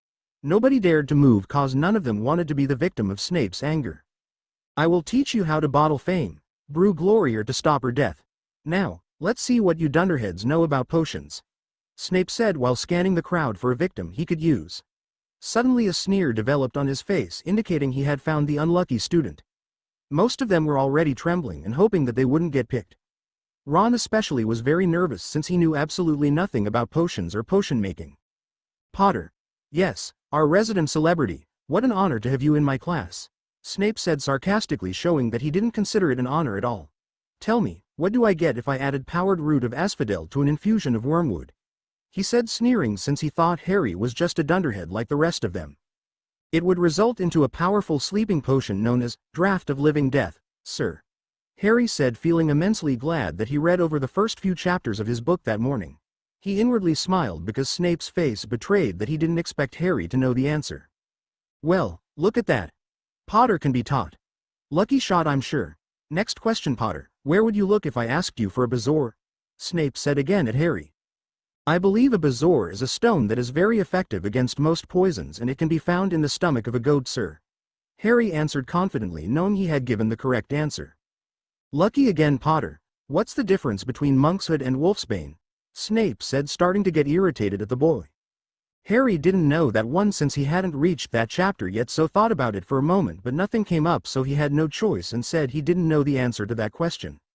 Seems to me that you're not as smart as you thought you were, Potter. For your information, there is no difference since they are the same plant.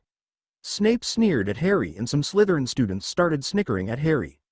After a few seconds of gloating, Snape assigned them a potion they should make by following the instructions on the board that had appeared. They each got a cauldron and started brewing their potion. It seemed pretty straightforward to Harry and Hermione, so their brewing went without trouble.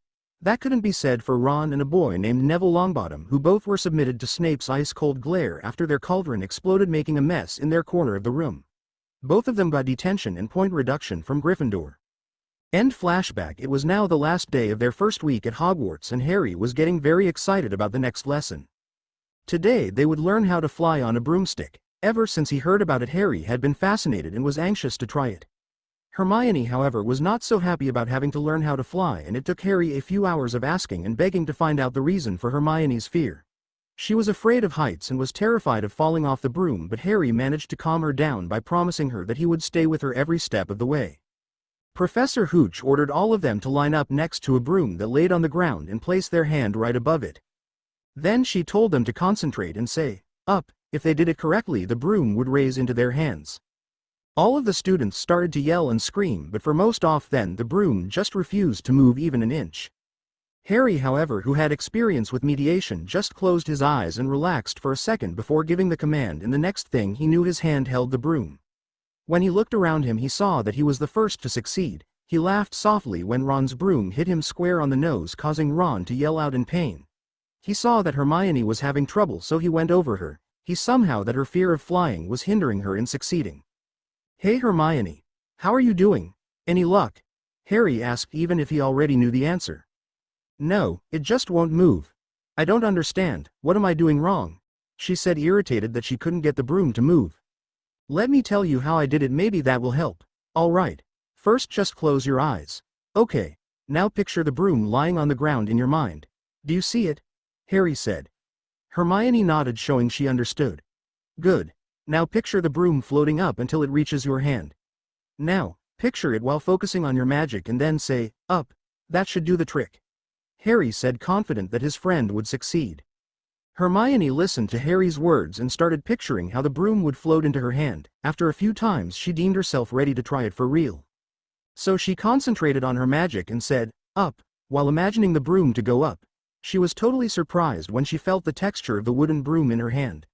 Opening her eyes, she saw that she had a firm grip on the broom. She looked over at Harry, who was smiling at her, and then she let out a small cry of success. Before she could thank Harry, however, Professor Hooch had come over as she had seen Harry talk to Hermione. Very well done, Miss Granger. I don't know what Mr. Potter told you, but it seemed to have worked very well. Nicely done, both of you. She praised both of them before turning away to help a few other students who were having trouble. After that, the lesson progressed nicely, and Harry helped Hermione on how to mount her broom and hover slightly above the ground. She was terrified, but somehow with Harry next to her she felt safe enough to try. Harry felt like a fish in water on the broom. It felt good to be free, and he quickly got the hang of flying. After 2 hours of flying lessons, they were now free for the weekend, and Harry and Hermione decided that they would spend the time together exploring the castle and preparing for next week lessons. Ron agreed to accompany them for the exploration of the castle, but didn't want to spend his weekend studying since exams were still months away. Time flew for Harry over the next few weeks, and before he knew it, the month October had reached to an end. There would be a big feast tonight for the celebration of Halloween, and everybody but Harry was excited about it. Hermione had seen how Harry reacted when he heard about the celebration, so she went over to him and asked him what was wrong. She and Harry had become the best of friends. They practically spent every minute together, though Harry had a few friends outside Hermione like his roommates, so she could read his emotions fairly well by now. "Hey, you seem somewhat down. What's up?" she asked quietly since they were in the library. "Oh, it's nothing, Hermione. Don't mind me, I'll be fine," Harry said, trying to evade the question. He didn't want her to worry needlessly. "Come off it, Harry. Something is bothering you and I want to know what." "We're friends, right?" she said. Harry always did this, she thought. As soon as she asked him something personal, he shuts down. "Of course we're friends." "Fine, it's just that for me Halloween also means the anniversary of my parents' death, so I feel kind of sad and a little lonely," Harry admitted. "Oh Harry, I'm sorry. I should have known about that, I'm such an idiot," she said before giving Harry a small hug. "It's okay, I'll be fine," he said quietly before Madame Pants kicked them out of the library. "Don't be silly, Harry. Tell you what. Why don't we, I mean the both of us, leave the feast early and then hold a small remembering ceremony for your mum and dad?" she said. "Really? You would do that for me? I would love that very much, thanks Hermione. You're the best friend ever," Harry said, very glad to have such a good friend. Hermione just smiled and nodded before turning back to her book on first-year charms. She felt very pleased and proud of herself for being able to help her friend out in trouble.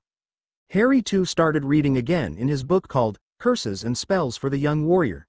The book was immensely detailed on spells used in official duels. Most of the spells were still too advanced for Harry to use, but some of them he should be able to do.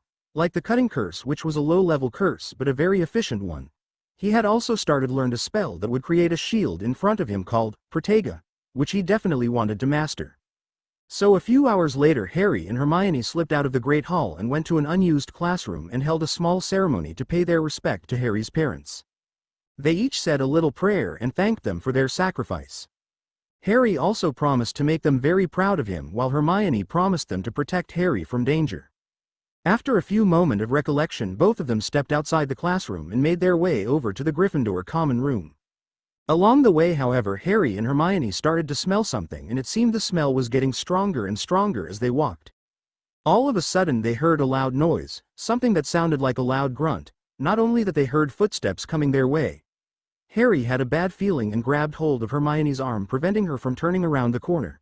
When she felt Harry grab her, she turned around to ask him what was wrong when she saw his eyes grow wide and looking right behind her. She turned her head just enough to see a big green and smelly troll standing there with a large club in his hands, staring back at them. She stood frozen in fear from the monster and just stared at it before Harry shook her out of her shock and started slowly backing away from the troll. Harry too started taking a few steps back, not wanting to provoke the enormous troll, but somehow it just raised his club and took a huge swing at both of them. Harry pushed Hermione out of the way and jumped to a side himself, thus saving both their lives as the club cracked several tiles where it hit the ground. The troll just looked at both of them as if he was deciding which target to attack first. For a reason, he picked Hermione and turned his back at Harry and started raising his club again. Hermione panicked from fear and seemed glued to the floor, unable to move an inch. Harry, realizing that Hermione would get killed or seriously hurt if he didn't do anything, decided to take action. He quickly grabbed his wand and pointed it at the troll's large back and yelled out, "Defendo." The spell impacted on the troll's back and a cut appeared, making the troll stop his advancement. The cut didn't pierce the troll's skin very deeply, but it made the troll turn around towards Harry, who realized that he wasn't strong enough to take on a full-sized troll by himself. The troll, however, decided that Harry was now the most interesting target and made to attack him. He raised his club and tried to bash in Harry's head, who quickly rolled out of the way, out of the troll's reach. His martial arts training kicking in, he hurried over to Hermione and yelled at her to get up and run. Hearing Harry yell made Hermione aware of what was happening, and she bolted in the opposite direction from the troll with Harry. The troll, however, wasn't going to give up so fast and followed in pursuit, albeit much slower than Harry and Hermione. Both of them descended a long staircase and Harry come up with a plan. He had read a spell that he could use in this case and stopped running when he reached the base of the stairs. "Harry, come on, we have to run." "What are you doing?" Hermione frantically said. "I have a plan. Just wait there for me," Harry said, confident. He was sure his plan was going to work. It had to work, otherwise they would be in trouble. When he saw the troll reaching the stairs, he got ready to launch the spell that would end this. The troll just started to descend the stairs several steps at the time, and Harry pointed his wand at the stairs and yelled out, "Glacio!" causing the stairs to become a slippery slide and jumped away from the stairs. The troll, who lost his footing, just slid down the stair at a neck-breaking speed, and when he came at the base of the stairs he impacted head first against the hard and ancient walls of Hogwarts, knocking him out. Harry held his breath, half expecting that the troll would get up, but after half a minute he knew that they were out of danger for now. He went over to Hermione ready to run again, but just then Professor McGonagall, Professor Snape and the headmaster arrived at the scene. "What is the meaning of this, Mr. Potter?" All students were ordered to their common room. Professor McGonagall said, shocked at the sight of a knockout troll. Harry and Hermione quickly told theirs professors what had happened and why they weren't in the Great Hall, resulting in them not knowing that there was a troll inside the school. McGonagall sighed and stopped glaring at both of them when she heard that they had held a small service for Harry's parents. She hadn't thought about the fact Halloween was anything but a happy day for Harry. Snape, however, just snorted at the idea and commented that Potter had obviously disregarded the rules, thus deserved to be punished, but McGonagall quickly ended that idea by awarding 30 points to Harry and Hermione for defeating such a strong opponent. The headmaster too congratulated them for a job well done and then dismissed them, saying that he would take care of the rest. Both kids didn't have to be told twice and quickly ran off to the safety of the Gryffindor common room. Once they were inside the common room, both Harry and Hermione felt the adrenaline leave their bodies and slumped into a soft couch, both exhausted from the experience. Harry felt very proud, not only because he had defeated, actually Hogwarts walls had knocked the troll out, but hey, details, a troll, but most of all because he had succeeded in protecting his best friend from harm. He had kept his promise, and this made him feel really good about himself. Hermione, however, felt very disappointed about herself. She had been absolutely useless during the fight with the troll. She had frozen in fear and couldn't do anything to help Harry. She had just promised to protect Harry from harm, and at the first sign of danger she was of no help. She shuddered at the thought of what could have happened if Harry wasn't there to protect her. "I'm sorry, Harry. I was so afraid that I couldn't move. I guess I'm just not brave enough to fight like you," she said softly. "Nonsense, Hermione. Don't worry about it. It's very normal to be scared when being in such a situation," Harry said while smiling at his friend. "But I didn't do anything to help you. I just sat there when you saved me. I should have helped you fight it," she protested strongly. "Hermione, being afraid is nothing to be ashamed over. I too was afraid, but I was even more afraid that you would get killed or hurt, so I just did the first thing that came into my mind," Harry said while holding her hand. "But where did you learn those spells? I know that they're not in any of my books," Hermione started asking when she remembered the spells Harry used. I read those in a book I bought in Diagon Alley. It's called Curses and Spells for the Young Warrior, and it's got some very good spells that you can use in battle," Harry said, hoping she wouldn't inquire any further. Of course that was impossible, as this was Hermione who were talking about. "Young warrior. Harry, why would you need to learn that kind of magic?" she asked, narrowing her eyes, making Harry slightly nervous. "Because I made a promise to become strong and powerful enough to protect those I love," he said seriously. "A promise? To who?" she fired back at him. Something was going on here and she would find out no matter what it would take. "I'm sorry, Hermione, but I can't answer that question. I want to, but I can't, not without certain preparations," he said, hoping she wouldn't be mad at him for not being able to tell her. "Preparations? So if you could prepare you would tell me?" she asked, slightly disappointed that she couldn't know. "Actually, it's you who would have to prepare and learn before I can tell you anything. But I warn you right now, it will take a lot of time and effort, probably several months," he warned her. Hermione just nodded and asked for more information, so Harry started explaining that she would have to learn occlumency so she would be able to protect her mind and their secrets. Of course, she was immediately interested in learning such a skill and promised to work hard at it. Still, Harry warned her that it took him almost 2 years before mastering occlumency, but he told her that if she had questions he would help her in any way he could. He told her that he would give her the necessary notes the next day so she could start studying as soon as possible. After that, both went to their rooms to get some sleep after a very exciting day and night. Almost 2 months had passed since the incident with the troll, and Christmas was approaching fast, and many students were getting anxious to go home and spend some time with their friends and family. Harry, however, would stay at Hogwarts like he had agreed with his relatives, not that he wanted to spend his holidays with them anyway.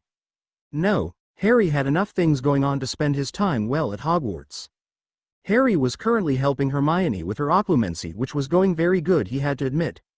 Hermione proved to be a very good student, although she said that Harry was an excellent teacher as well. Hermione had already passed the first step of learning how to meditate and calm her mind and was now beginning to create the very basics of what would eventually become her shields. She had chosen to use the same layout as Harry since he told her that it proved to be very effective and strong. Hermione would go home for the holidays to see her family, who she missed very much. Over the past few months, both Harry and she had been sending letters with Hedwig to her parents, who were delighted to hear from them. They always send a reply back telling how glad they were to hear from them and asking several questions about their time at Hogwarts and their adventures. She had even told them about the troll. Needless to say, her parents were a little shocked that something like that could happen, but they were very thankful to Harry for saving Hermione from the troll. They had invited him over for the holidays as well, but Harry politely refused, saying he wanted to give them some time together as a family. Still, they had invited him over for the summer, and that Harry gladly accepted since it would give him a reason to get away from the Dursleys. Over the past 2 months they had discovered that something very important was being guarded at Hogwarts, but no matter how much they had tried to figure out what it was, they didn't have any luck finding out. It had all began after Harry, Hermione and Ron came face to face with a very big dog that had 3 heads. Flashback: Harry and Hermione just exited the classroom after a very interesting class on transfiguration with Professor McGonagall. Both of them were one of the best students in class, and the professor commented quite often about on their excellent skills. Of course, this led to some problems with other students like Ron, who thought they were sucking up to the teachers. Harry and Hermione just ignored them and continued to do their best, but that day Malfoy had come up to them and started insulting them. "Think you're so great, don't you, Potter? Think you're better than us just because you're good at transfiguration?" He sneered at Harry, who looked bored since Malfoy insulted them on a regular basis. "Just go away, Malfoy. I have nothing to say to the likes of you," Harry just said, hoping Malfoy would get the hint and leave. Unfortunately, Malfoy stayed anyway. "I bet that you wouldn't last 5 seconds in a real duel, Potter," Malfoy said, knowing that everyone understood the underlying message. "Is that a challenge, Malfoy? Be careful what you wish for, cause it could blow up in your face," Harry said, rising to the challenge. Hermione too had understood what Malfoy was implying, and she didn't like this one bit. Malfoy was one of those people who never played fair in their life. There had to be a catch to all of this. She would stay close to Harry so she could help him if necessary. "You know what, Potter? It actually is. You're not afraid, are you?" Malfoy sneered at Harry, while some of the Slytherin students started laughing. "I have no reason to be afraid of you, Malfoy. You know what they say about dogs that bark, don't you?" Harry answered, smirking as he saw that Malfoy didn't know the Muggle saying, and it was confusing him even more. After that, Malfoy told Harry to meet him in the trophy room at midnight so they would see who was the better wizard.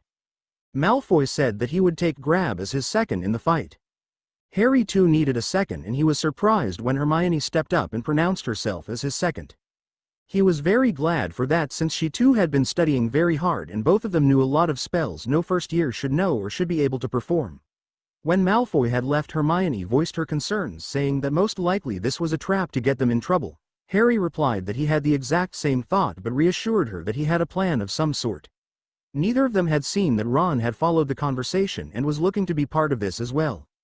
When it was time to leave the common room, Harry quietly went down the stair only to find Ron waiting for him. After some heated discussion, Harry and Hermione accepted Ron to come since they were pretty sure Malfoy would bring some of his friends as well.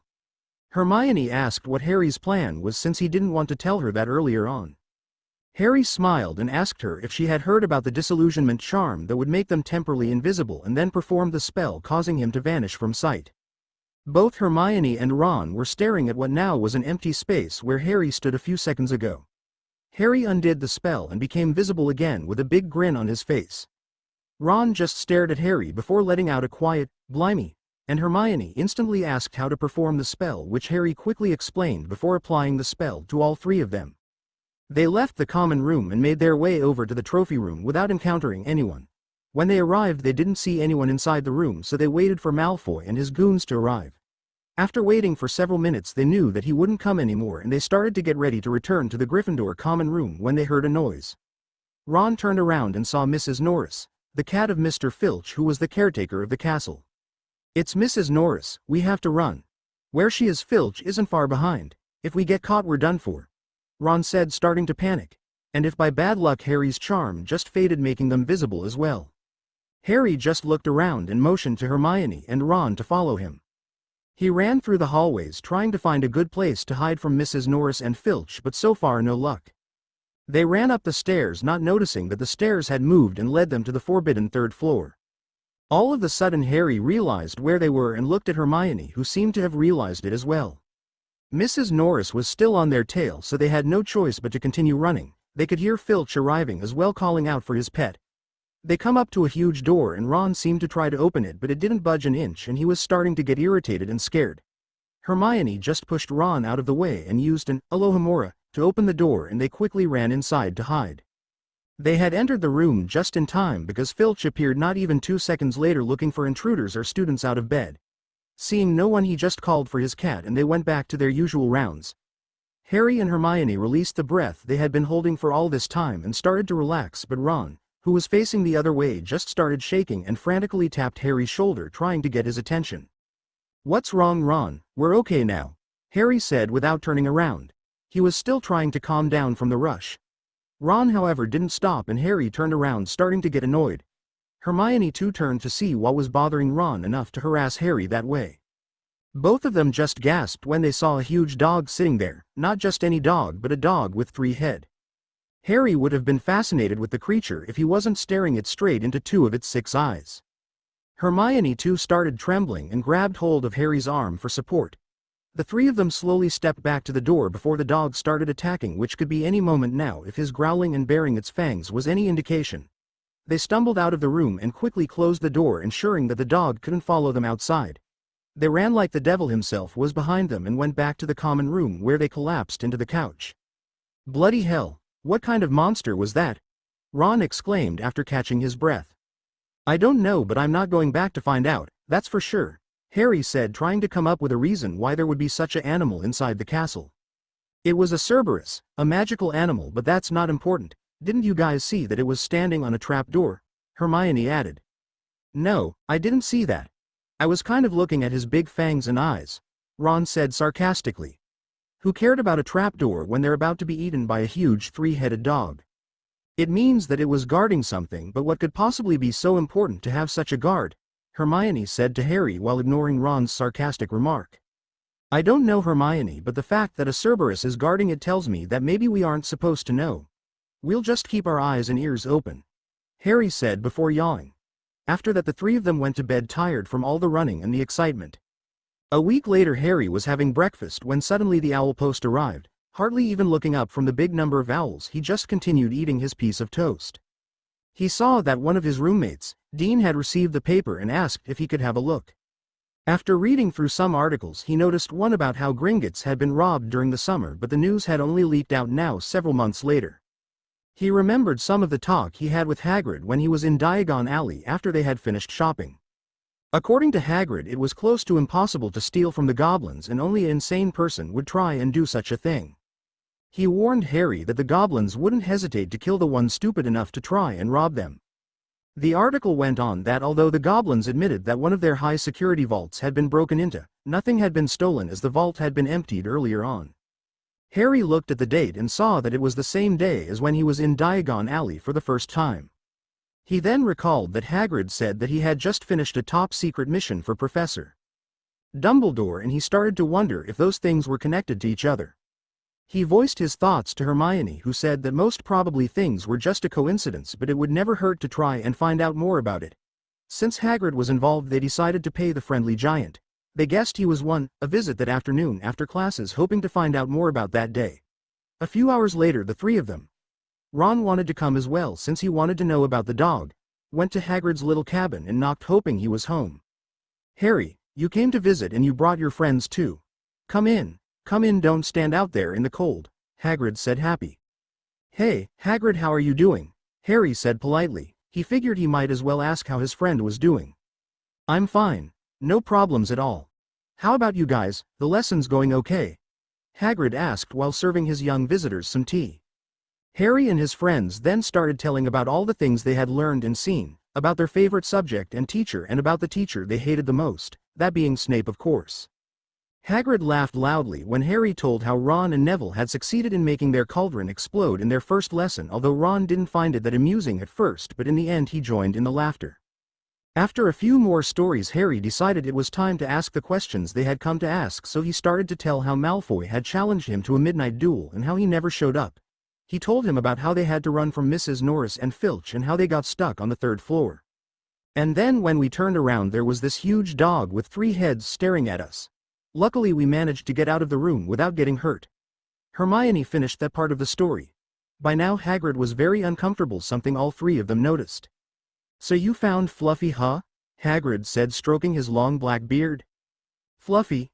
That thing has a name?" Ron yelled loudly. He couldn't believe someone would call such a monster Fluffy. "Of course he has a name. I gave it to him when he was just a little pup. Fluffy wouldn't harm a fly except when he has something to protect." Hagrid protested to Ron, calling his cute Fluffy a thing. "And just what is he protecting, Hagrid?" Harry said, seeing a chance to find out what was going on. "Don't you worry about that, Harry. Just something Professor Dumbledore wants protected," Hagrid said. "Does it have something to do with the robbery at Gringotts? I remember that you had a special mission the day we met in Diagon Alley." Harry pressed on. He was getting close, he could feel it. Never you mind, Harry, like I said, that's between Professor Dumbledore and Nicholas Flamel," Hagrid said quickly before he realized what he had said. "Nicholas Flamel? Who's that?" Harry said, looking at both Ron and Hermione. Both of them just shook their heads, indicating that they didn't have a clue who that person was. "I should not have said that. I should not have said that.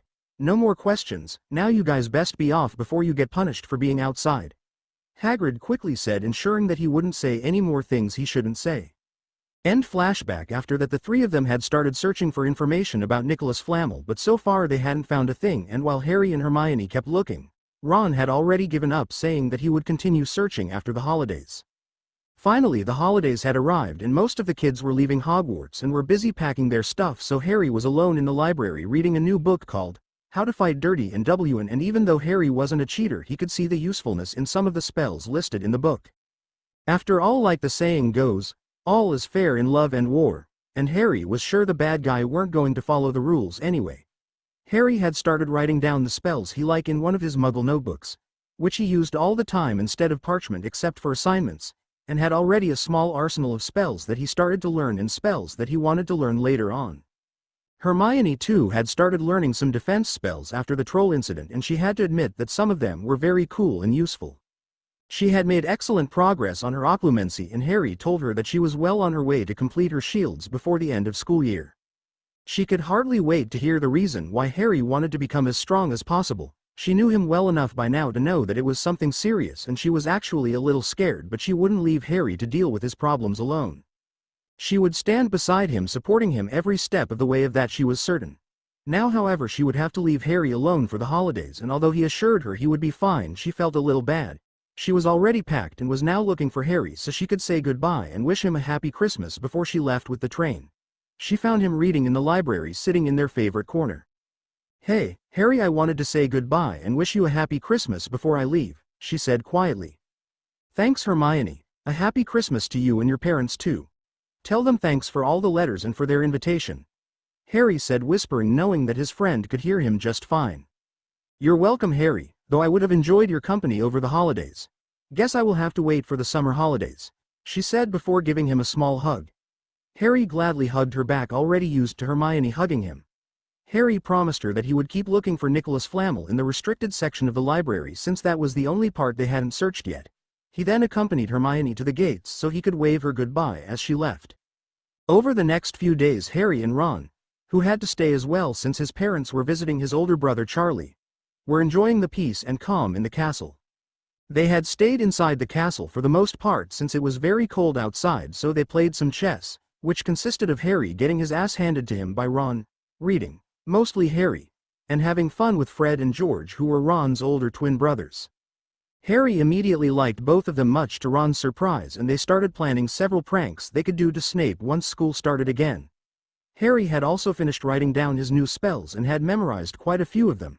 The only thing left to do was practicing them so he could perform them well enough. On Christmas morning, Ron just dragged Harry out of bed at the crack of dawn so they could open up their presents.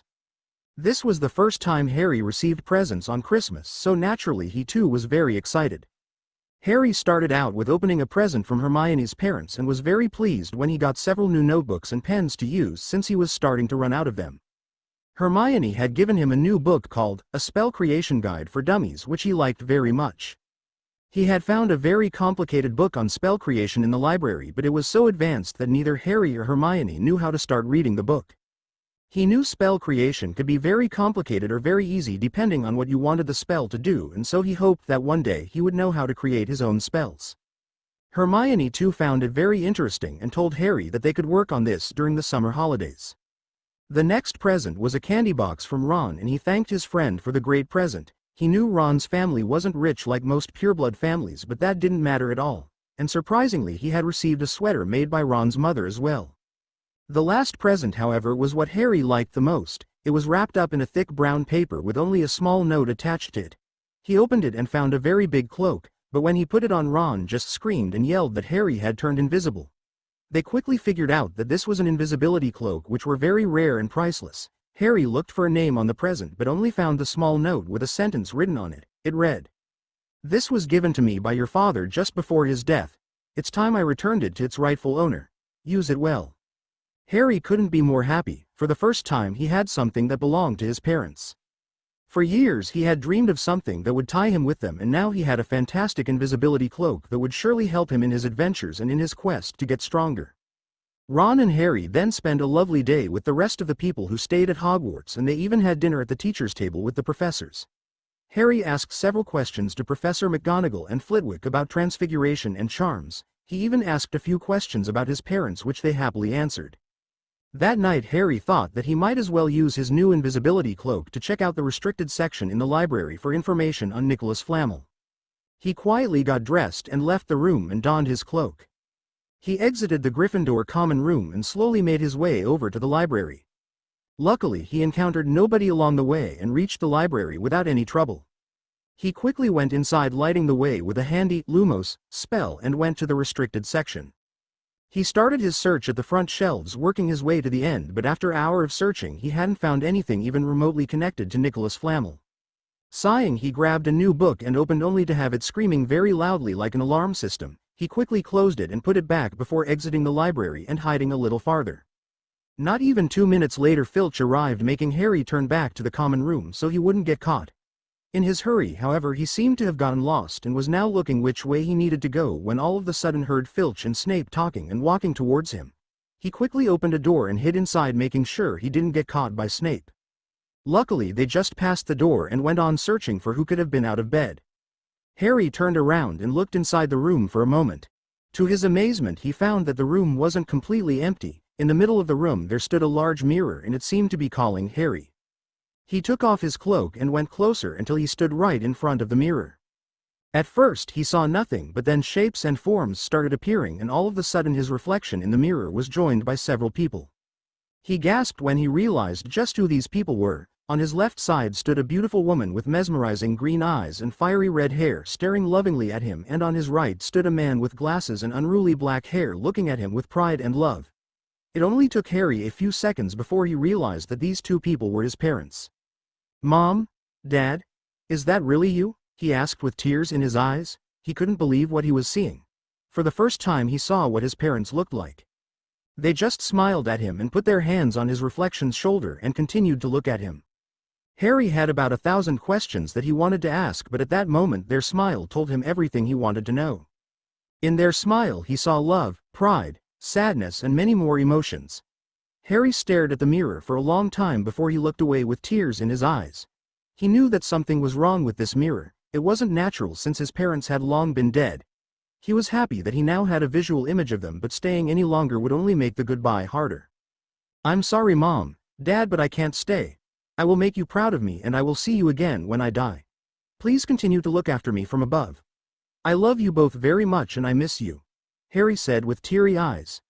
His parents smiled and he turned around, leaving the room. He made his way back to the common room without any problems and went to bed emotionally drained. The rest of the Christmas holidays went very quick, and Harry was waiting to tell Hermione about the cloak and the mirror.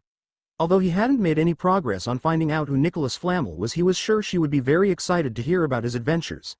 He passed the days reading and planning for the summer. He had already some big things planned. The summer would prove to be very exciting if he succeeded in his plans.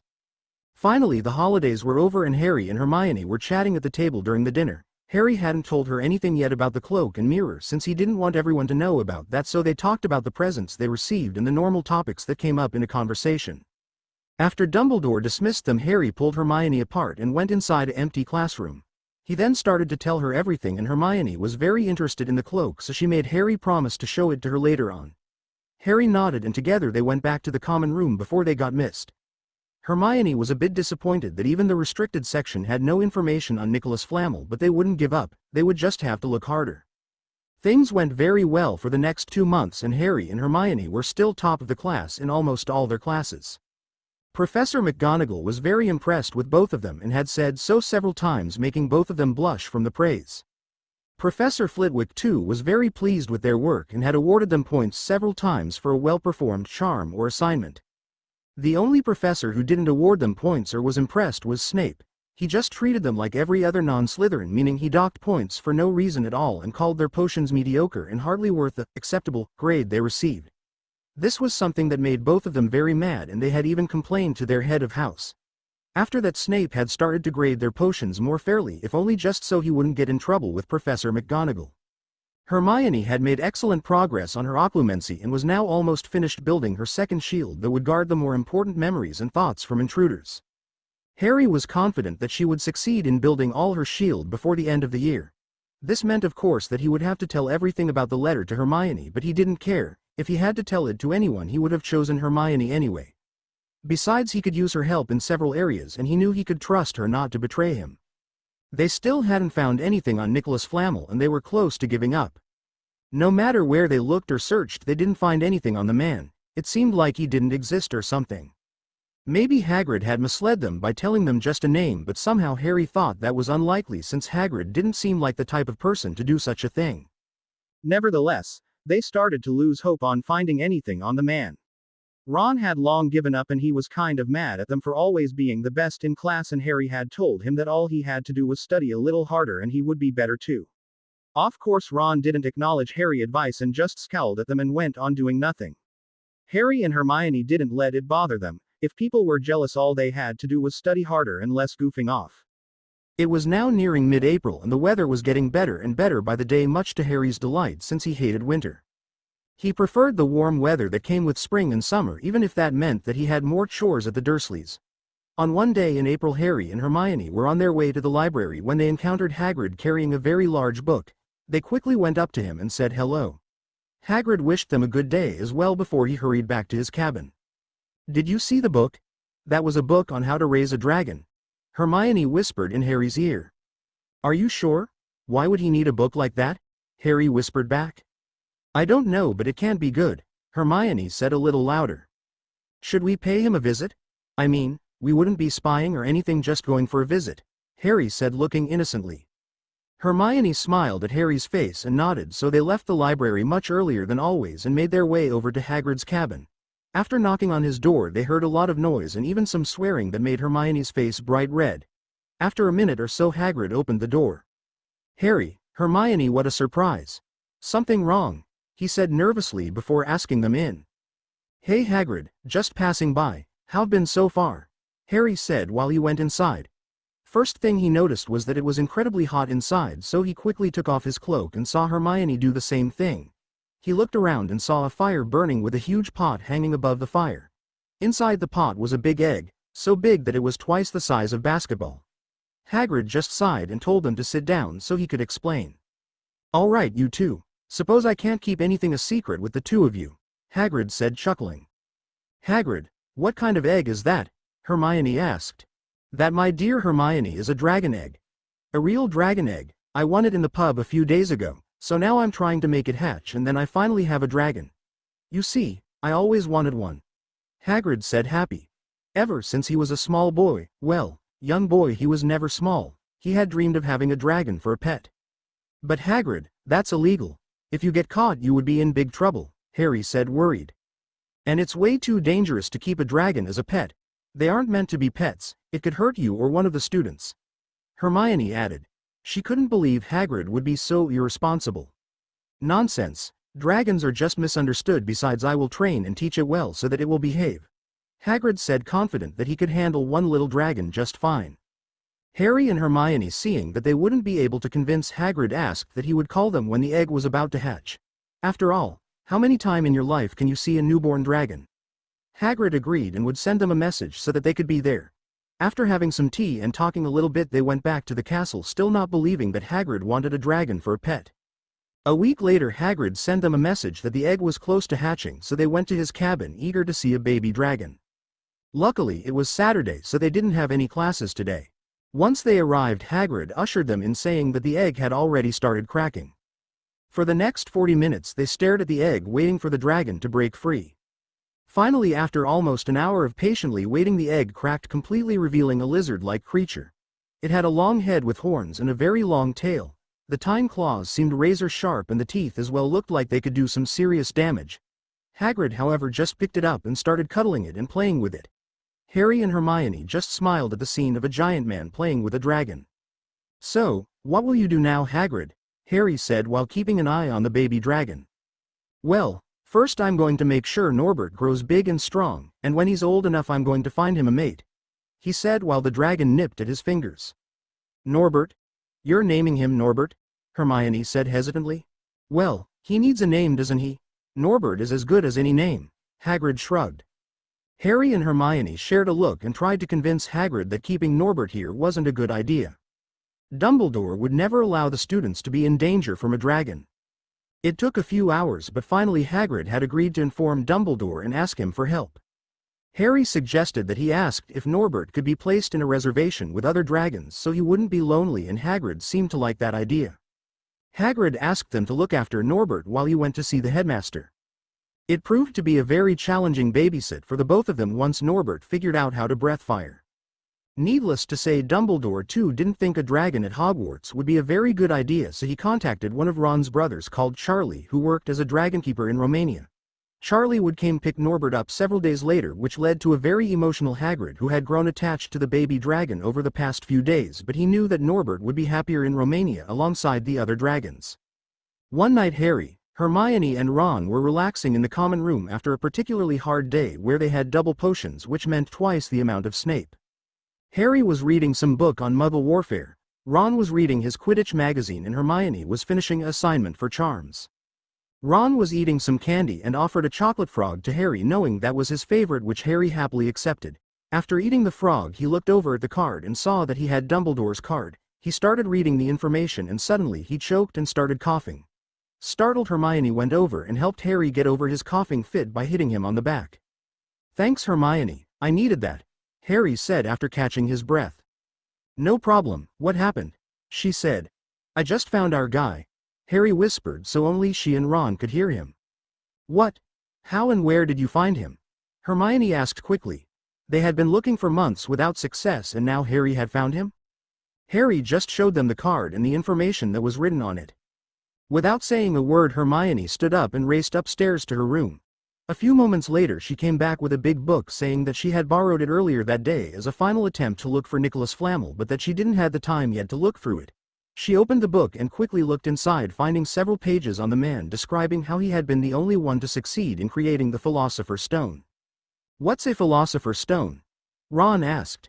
"Don't you ever read, Ron?" "Never mind, don't answer that.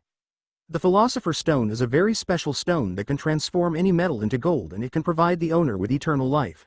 See, the book says that the Flamels have celebrated their 600 and something birthday," Hermione said. "Wow, any metal into gold. I wouldn't mind having that stone," Ron said dreamily. He could already imagine the things he would buy if he had the stone. "Yeah, you and somebody else," Harry said. "But who would be strong enough to be able to break into Gringotts and foolish enough to face Dumbledore?" Hermione asked, though there was already someone in her mind that fitted those descriptions. "Voldemort," Harry just said, making Ron shiver and letting out a quiet yell. "Bloody hell, Harry, don't say that name," Ron pleaded, but Harry just ignored him. Harry was feeling slightly ill. It would be very bad if Voldemort got his hands on the Philosopher's Stone. He knew he wasn't ready to face a healthy and strong Voldemort. He needed to get stronger and more experienced before even having a chance to defeat him. Hermione just held his hand and told him that as long as Dumbledore was here everything was safe. Voldemort wouldn't risk facing Dumbledore in such a weak state since it would only get him killed. Harry knew she was right and relaxed a bit before thanking her for her support. Still, the stone was in danger, and as soon as Dumbledore left Hogwarts, then Voldemort would make his move. He would have to face him, he realized. He couldn't let him have the stone. If he did, then they would be doomed. Harry and Hermione decided to keep an eye out for Dumbledore, and if they saw that he was missing, that would mean it was time to fight. So far the next few weeks they concentrated on preparing for the end-of-year exams that were coming up and studying for the fight. Even if they hoped that it wouldn't happen. Ron had almost fainted after hearing the name Voldemort so many times, but promised that he would help them in their fight if he could. While they weren't working for school or exams, Harry was helping Hermione with her occlumency shields, who were practically done. Harry was very proud of his friend and told her that she had beaten him by over 6 months. Naturally she blushed and said that Harry had been a very good teacher. She still would have to strengthen them by practicing, but that would happen naturally. Harry promised her that he would tell her everything after the exams, not wanting to have something that might distract them from studying. Finally it happened. 2 weeks before the exams, Harry and Hermione noticed that the headmaster wasn't present at lunch, and they immediately went to see Professor McGonagall. She told them that Professor Dumbledore had been called to London for a very important meeting and that he would be back the next day. They quickly searched for Ron and told him that tonight would be the night Voldemort would try to steal the stone. Ron gulped but said he would be there to help them. The rest of the day the three of them were very nervous and slightly scared too. This was a very dangerous situation, but they knew that they didn't have a choice if they wanted to prevent Voldemort from getting the stone. Around midnight the three of them gathered in the common room and crept outside, making their way to the 3rd floor. They slowly opened the door so they would wake up Fluffy, but it seemed that someone had already taken care of him. Fluffy was in a deep sleep and a harp was playing music. They opened the trapdoor and jumped only to land on a very soft place. "Wow, that wasn't so bad, was it?" Ron said before a large tendril wrapped itself around his waist. Before he could even say something, Harry and Hermione had figured out what was going on. "It's Devil's Snare," Harry shouted. He then quickly grabbed his wand before the plant restricted too much of his movements. He then yelled out, "Lumos Maximus," and a blinding light appeared, making the plant move away from him and setting him free. He fell a little lower on the hard stone floor. Not even 2 seconds later he was joined by Hermione, but Ron seemed to be having trouble since the plant had a firm grip on him. Both Harry and Hermione quickly stood right beneath him and reused the same spell again, freeing Ron as well. "Thanks guys, that plant was trying to suffocate me," Ron said, trying to catch his breath. "No problem Ron, let's continue," Harry said, determined to prevent Voldemort from getting the stone. Hermione and Ron nodded and they continued onwards. After walking for about 2 minutes they came into a very spacious room which had dozens of bird-like things flying around. They ran to the door on the other side only to find it closed, and not even an Alohomora worked, making Hermione frown. It seemed that they would have to search for the right key, but they couldn't seem to find it until Harry noticed that the things that were flying around the room were keys, so they only had to find the right one and catch it. Harry grabbed a broom that he found lying around and quickly went up into the air looking for the key that would fit into the door. Thanks to Ron and Hermione's description, he had found the key fairly quick, but catching it was not that easy. After a very exciting chase, Harry finally caught the key and quickly descended to open the door. "Wow, Harry, that was great. You would be a great seeker if you played Quidditch. Maybe you should try out next year," Ron said, amazed. "No thanks, I like flying, but I'm not for sports," Harry just said. He liked flying, but to do it in competition or a match would destroy the calming feeling he had when he flew. The three of them just walked until they found a large chessboard with life-sized chess pieces that wouldn't let them through. Ron quickly deduced that they would have to play a game of chess, and only if they won would they be allowed to pass. Luckily for them, chess was something Ron was very good at. Almost everybody in Gryffindor had lost against him, so they had confidence that they would win this game. They decided that Ron would call the shots for this game, and they positioned themselves to start the game. The game was brutal. Chess pieces were annihilated and destroyed, but neither side seemed to get the upper hand for some time. After 10 minutes of playing, Ron found out that the only way they could win was that he had to sacrifice the knight, that being the piece he represented, so that Harry, the rook, could put the king into checkmate. At first Harry and Hermione refused and said that there had to be another way, but Ron said it was the only way, so they accepted his sacrifice. Ron made his move and his stone horse was smashed into pieces while Ron crashed onto the floor unconscious. Harry quickly made the last move and the opponent surrendered to him. He and Hermione quickly checked on Ron and found him just knocked out, but okay, so they moved him out of the way and Harry made it a little more comfortable for him by placing his normal cloak under his head. After that both of them continued their way to the stone and Voldemort. In the next room they found a huge troll laying on the ground with a big bump on his head. The troll emitted a disgusting smell, so they quickly passed it and into the next room. Finally able to breathe again, they looked around inside the room and carefully made their way over to the other side. As soon as they passed the middle of the room, a huge burst of flames appeared behind and in front of them, effectively trapping them. Having no choice, they continued and saw a small desk with several bottles of all shapes and form. They also found a piece of parchment with a riddle on it, and from the riddle they guessed that one of the potions would allow them to carry on and one would allow them to turn back. After thinking about it, they quickly found the right potions, and after some arguments they decided that Hermione would turn back and alert the other teachers and Harry would go and try to stall Voldemort. "Be careful, Harry. I know you're strong, but you're no match for him," Hermione said, worried for her best friend. "Don't worry, I'll be fine. I promise that I would tell you everything you want to know later on. Now, go get help," Harry said, smiling, trying to reassure his friend even though he was shaking too. Hermione nodded and gave Harry one last hug before drinking the potion and stepped through the flames without getting hurt. Harry did the same and stepped through the flames, ready to face the man that killed his parent and did so many wrongs to so many people. He would be damned if he let a monster like that get the Philosopher's Stone. He marched on and came into an open space. He looked around and saw a man standing in front of a mirror that he recognized from the Christmas holidays. He then noticed who the man was in front of the mirror. "Professor Quirrell, you're the one who wants to steal the stone?" Harry said, shocked that a teacher as cowardly as him would do such a bold thing. "Ah, Potter, I should have known that you would try and thwart my plan," Quirrell said without stuttering, surprising Harry. Quirrell always sounded weak and he stuttered almost all the time. Had he been fooling everybody with an act of weakness? "Why are you doing this? Money, or is it the eternal life thing that you want?" Harry said, trying to stall the man. For so far he could see, Quirrell hadn't gotten the stone yet, so there was still time to stop him. "Please, money and eternal life are of no meaning to me. I only want to please my master," Quirrell laughed. "Your master? You mean Voldemort, don't you?" Harry said, not believing someone would actually want to give that monster eternal life. "Silence. How dare you say my master's name, you filthy mongrel," Quirrell spat. "You don't have to do this. Dumbledore can protect you from him," Harry said, the first thing that came up. "Dumbledore? He's nothing compared to my master, and when he's back Dumbledore will get what he deserves for standing in my master's way all this time." Quirrell snorted at the thought of Dumbledore. He then turned around and continued looking at the mirror, trying to find out how this blasted thing worked. "Use the boy knows, use the boy," a very sinister voice said. The voice sent cold chills across Harry's back and he instantly knew that voice meant trouble. Quirrell just turned around and ordered Harry to come closer. Harry, who was still trying to stall for time, just stepped forward and stood in front of the mirror.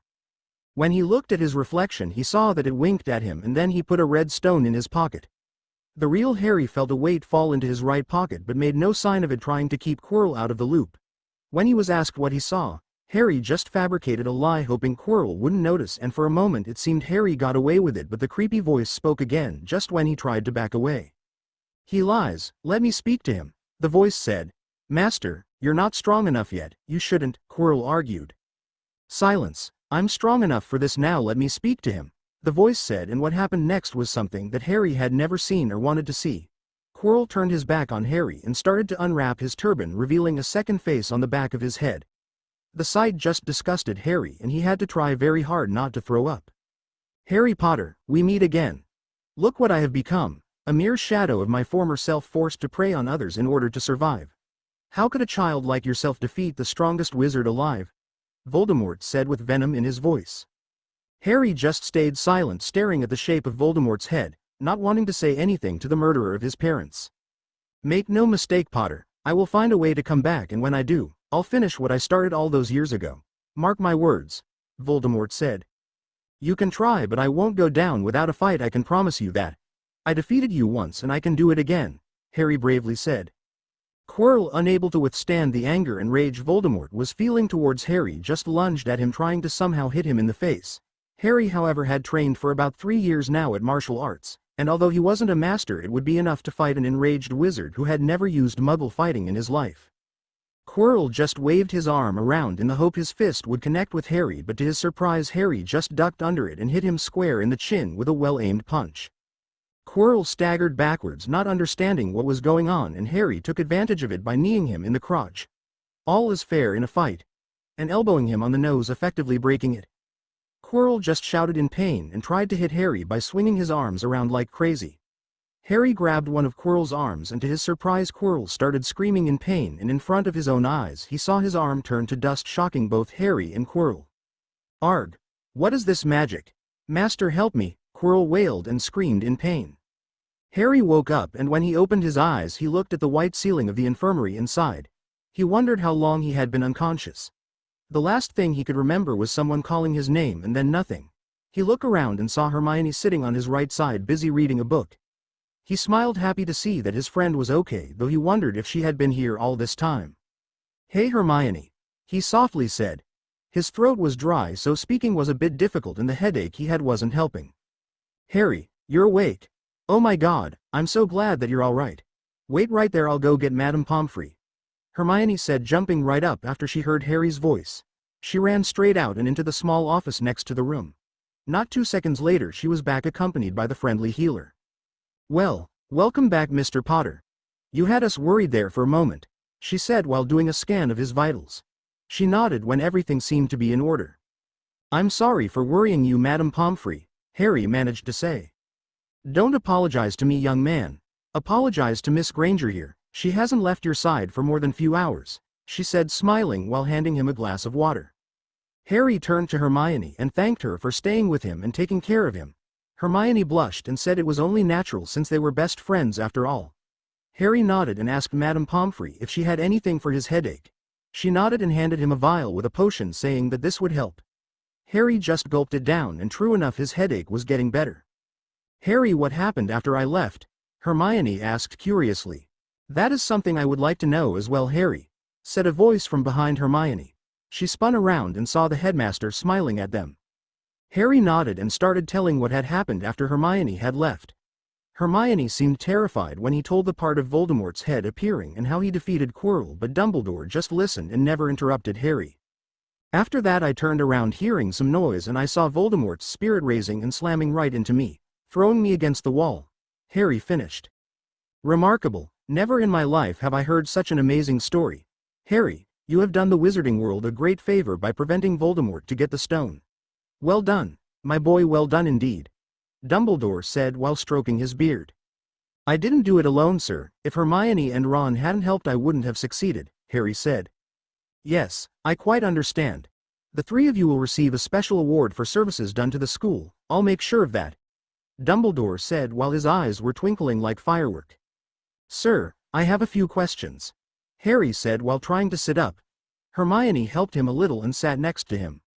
"Yes, I suspected you would have some questions, Harry, but unfortunately there are some questions I can't answer. If you can accept that, I will gladly answer any other question you might have," Dumbledore said solemnly. "Voldemort came after me for a reason, didn't he? I would like to know why," Harry asked.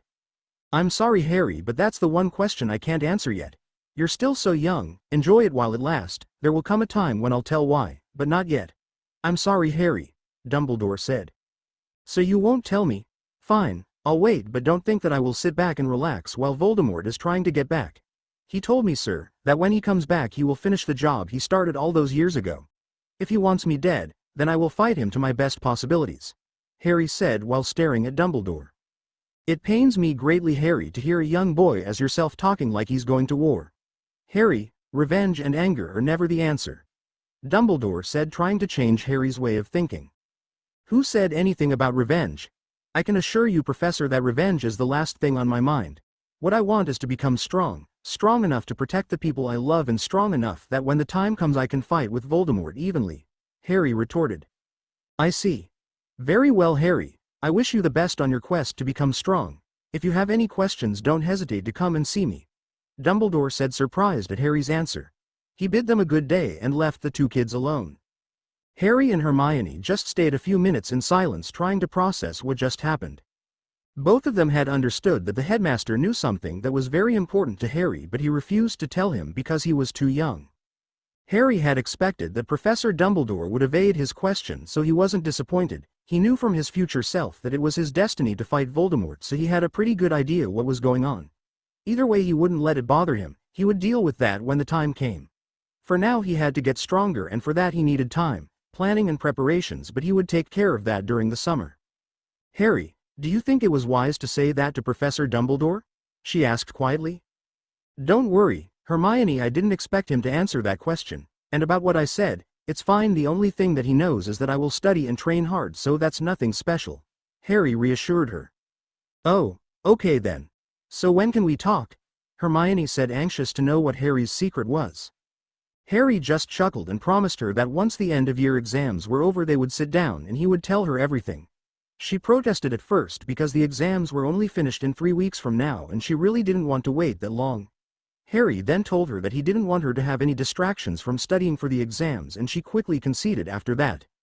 3 weeks later the exams were finally over and both Harry and Hermione were certain to have passed every course. The exams had been relatively easy compared to what they thought it would be, so they knew they did okay. Ron seemed to have a little more trouble, but he was sure that he passed everything. Hermione then said that passing alone wasn't enough if he wanted to be head boy in his 7th year.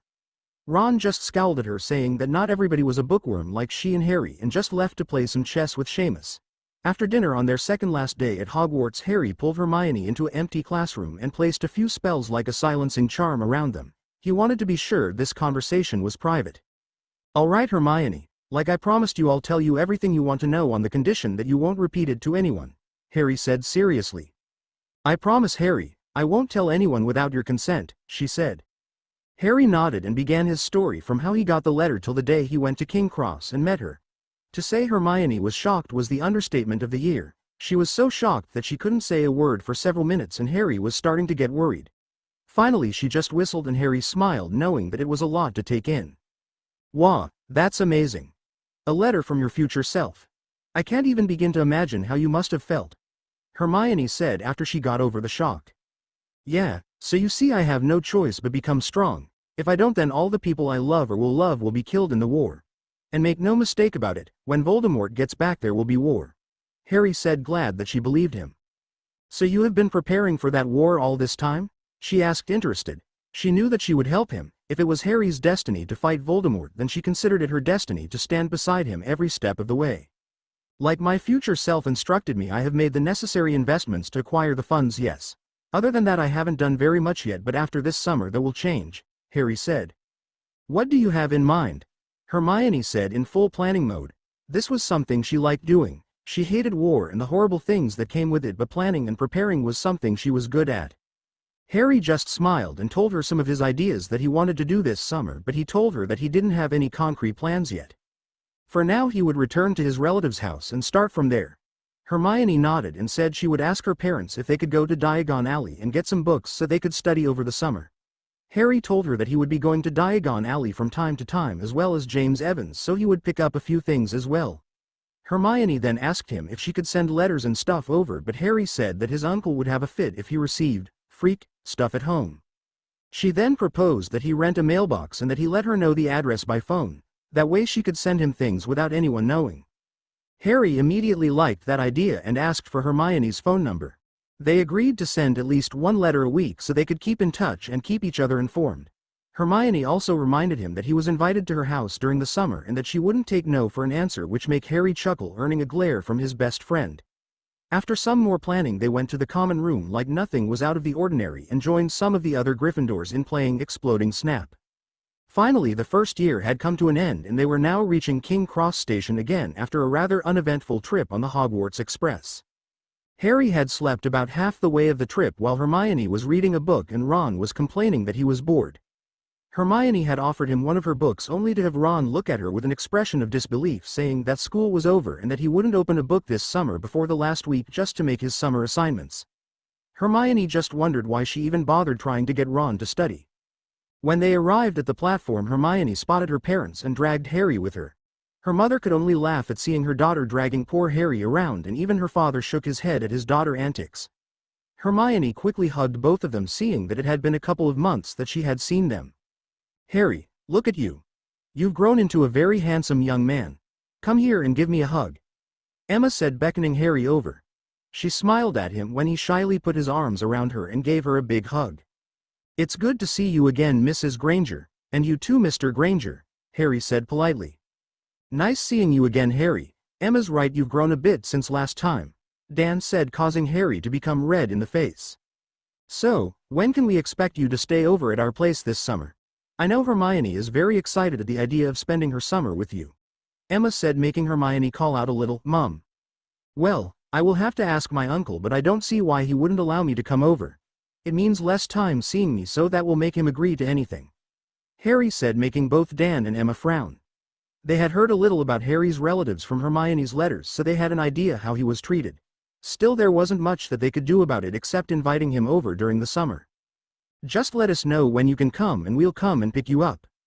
"Okay," Dan said, placing his hand on Harry's shoulder. Harry nodded and said he would phone Hermione anyway later that week, so maybe he would have an answer then. Just then Harry's uncle arrived at the station, yelling at him to get in the car. Harry quickly said goodbye to Mr. and Mrs. Granger and gave Hermione a quick hug and ran over to his uncle before the veins in his neck started popping up. After a very quiet ride home, Harry just unloaded his stuff from the car and went inside. He was about to open the door of his cupboard when his uncle called him from the kitchen. He sighed and wondered what was going on now. "Right, boy, your aunt and I believe that you're getting too big for your cupboard, so we'll allow you to use Dudley's second bedroom for the summer," Vernon said while glaring at Harry. "Really? Thanks, Uncle Vernon," Harry said sarcastically. He wondered how Dudley had reacted when he heard that bit of information. "Don't get cheeky with me, boy. You'll do your chores and you will keep you freakishness away from my family. Is that clear?" Vernon spat at Harry. Harry nodded, saying that he would keep his freakishness to himself as long as he was allowed 2 days with no chores every week, and that he wouldn't do more chores than usual on the other days as well. Vernon agreed to Harry's demands and even allowed him to keep his trunk with him upstairs so he could do his homework. Harry smiled. He had gotten the better end of the deal after all. Doing chores was something he could live with. He thought it builds character. And he even got 2 free days out of it, which he would use to work on his plans and contact Hermione. He went upstairs and started to make plans for the coming months. A few days later, Harry, disguised as James Evans, had rented a mailbox for the summer and had called Hermione with a public phone. They had talked for a few minutes and Harry then gave the address of the mailbox he would be using. Hermione promised that she would send at least 1 letter a week depending on the things they had researched or found, and Harry would do the same as well. After talking for a bit, Harry said goodbye and made his way over to the bank to make an appointment with Sebastian, his financial advisor at the bank, for further investments and a review of the last year. When he arrived at the bank, he quickly went to the lady and asked for an appointment. "Good afternoon. I'm hoping to make an appointment with Mr. Hackwell for next week, please," Harry politely said while smiling at the woman in front of him. "Good afternoon, sir. Mr. Hackwell is free on Thursday afternoon. Would that be okay for you, Mr.?" the woman said after checking with her boss. "Evans, James Evans, and Thursday afternoon is perfect," Harry said calmly. "Very well, Mr. Evans. See you on Thursday," she said while marking the afternoon slot for Harry. "Thank you very much," Harry said before leaving. Now that he had taken care of that, he stopped by the bookstore a few streets away looking for something interesting to read. He wanted to find some books on strategy and planning. He knew that when Voldemort got back he would assemble his army again, and thus Harry needed a way to fight them. He knew he couldn't raise an army himself, or at least not right away, so he would have to use his head and other recourses he had. After looking for a bit in the history section, he found a book that just screamed at him to buy it. It was The Art of War, by the Chinese author called Sun Tzu. It was also one of the oldest books on military strategy. Harry quickly read through the book and knew that it would be very helpful to him in the future, and even if it didn't help him, it could prove to be a very good read, so he put it into his basket. The next book he found was called 33 Strategies of War, by Robert Greene, and it covered 5 different sections with existing strategies filled with examples and comments. He quickly read through the prologue and nodded, satisfied that this book would be an excellent help later on. He put it into his basket as well and continued looking for something he could buy, but he didn't find anything worthwhile, so he just paid for his books and went back to Privet Drive. He took off his necklace and became once again Harry Potter. Opening the door, he went straight for his room and put his books away in his trunk. He would have to wait to read them since it was almost time to start preparing dinner for his relatives. Harry sighed. He didn't mind chores. They kept him busy and were a time where he could think. But sometimes he wished they would prepare their own food once in a while. 2 days later he received a letter from Hermione saying that she would go to Diagon Alley the next week and that she would be able to look for some books that may help them get stronger. Of course she didn't tell her parents about Voldemort, she just told them that she wanted some new reading material for her second year. She also wrote that she already had completed most of her homework they had received so she could focus on other things. She also complained about the fact that they weren't allowed to do magic during the summer. Harry took an empty piece of paper and started writing his reply.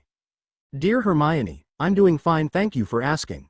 The Dursleys are as friendly as ever, but I'm being allowed to use Dudley's second bedroom for the summer. Besides doing chores and dinner, I don't see them all that much, which is a good thing I suppose. I've made some arrangements with the bank for some financial business next week. I also found several very interesting books. I'm sure you know The Art of War by Sun Tzu. I've started reading it and I found it to be very good lecture so far. You're going to Diagon Alley next week. Good. Maybe you can pick up some books on defensive and offensive spells we could learn. Nothing too advanced, otherwise you parents and the shopkeeper might be suspicious. I will try to get my hands on some advanced material when I get to Diagon Alley later this summer. I have finished most of our homework except potions and charms, but I'll try to finish that in the coming week as well. About not being allowed to do magic, I find it stupid as well. I don't understand what the big deal is since both your parents know about magic, so as long as you keep it hidden from others there shouldn't be problem. Maybe there's a good reason we haven't thought of yet? I haven't talked to my uncle about coming over to your house later on in the summer, but I will do so as soon he's more used to having me around again. Talk to you later, your best friend Harry. Harry nodded. This was enough for one letter in his opinion. He closed the envelope and wrote her address on the back before putting it aside so he could post it the next day. He went back to his Transfiguration homework and reread it a last time. Satisfied with the result, he put it away in his trunk so he wouldn't lose it. Figuring he had done enough homework and reading for the day, he went for a walk. Those walks were a big help in clearing his mind and coming up with new ideas. In his books he had read that preparations were of crucial importance in winning battles. So he needed to be prepared for the worst in his opinion. He had read up on Voldemort and his Death Eaters during his time at Diagon Alley in Hogwarts. He had researched who had supported Voldemort and had noticed that most of the ancient pureblood families had been on his side, giving Voldemort access to a large amount of money and recourses. He was smart enough to know that money equaled power in both the Muggle and Wizarding world, but since he had already started on that, he would have to start on something else.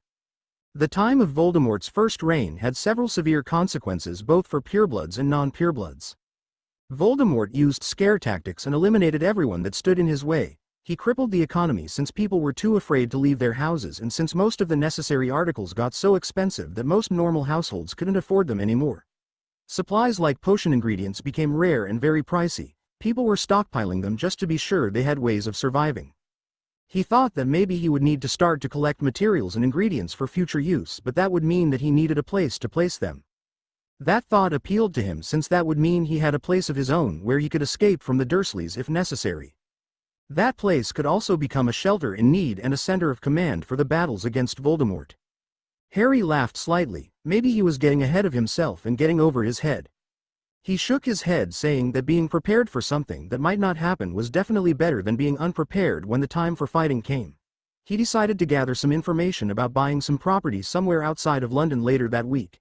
He remembered that he had an appointment with Sebastian in a few days, so maybe he could help him with the necessary paperwork later on, or recommending someone to him. On Thursday afternoon, Harry went to the bank to meet with Sebastian.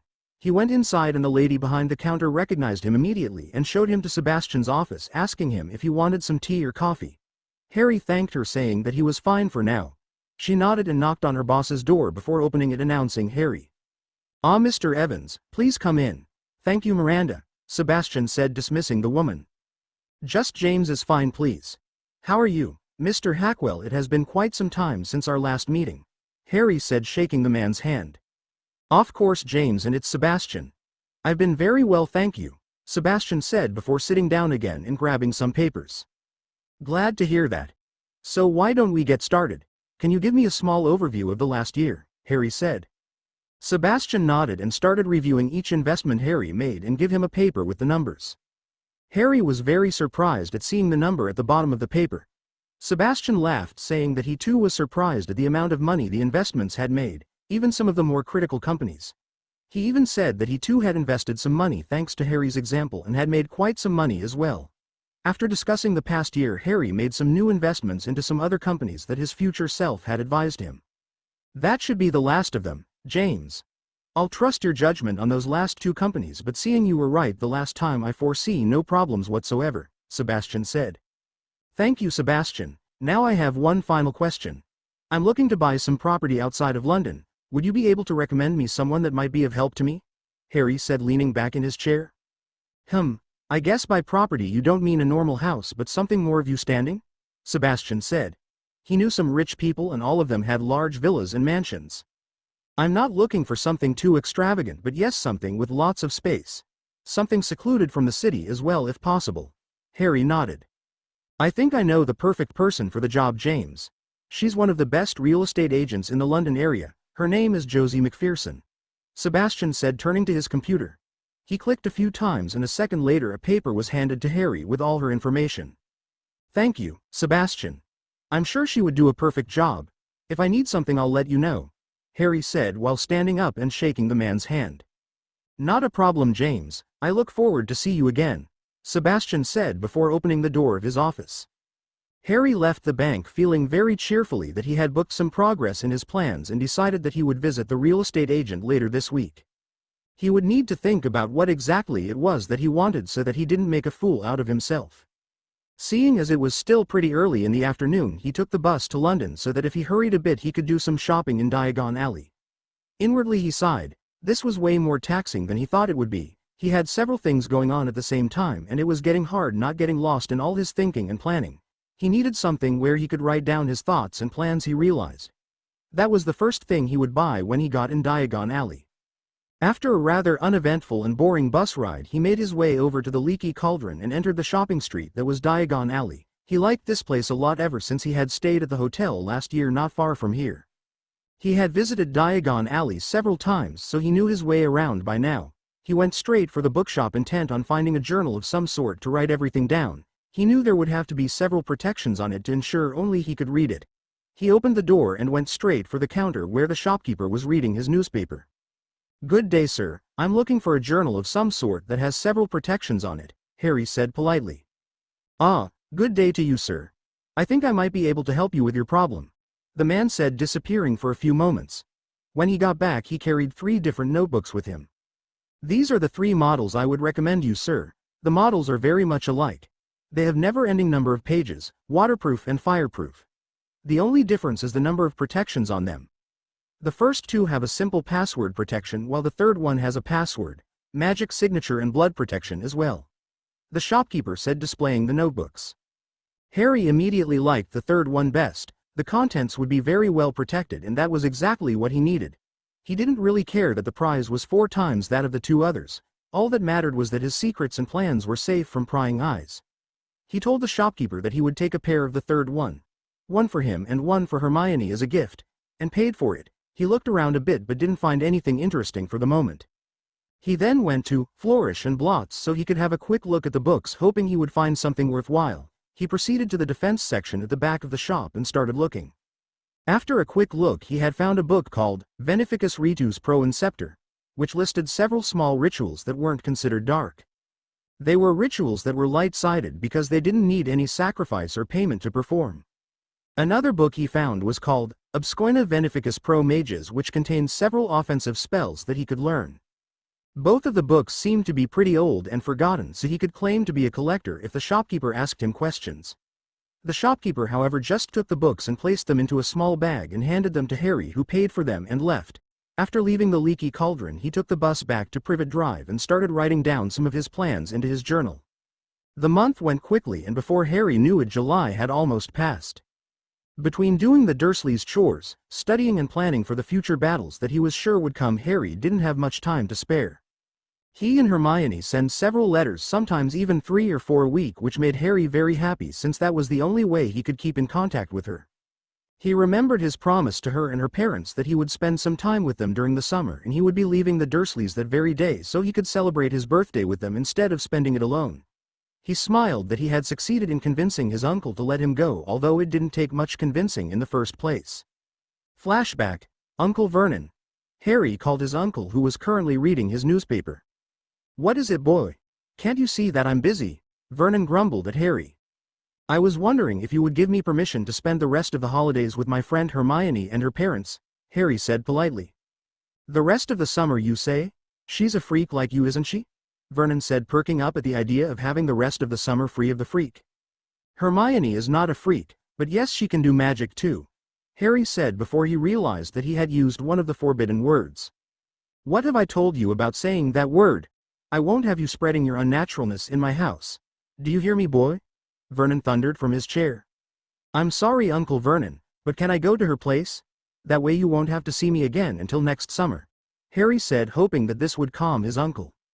Fine, that way you're out of here. Now, leave me alone, I'm reading my newspaper, Vernon said while waving his arms, shooing Harry out of the room. Thanks, Uncle Vernon, Harry said, happy that he could spend the rest of the summer away from his relatives. End flashback. He had called Hermione that very same day and they agreed that her parents would pick him up the day before his birthday, which was today. So that's why Harry was sitting on the sidewalk with his trunk next to him waiting for the Grangers to arrive. He had sent Hedwig ahead knowing that she wouldn't like the trip in the car, she preferred to fly into the blue open air.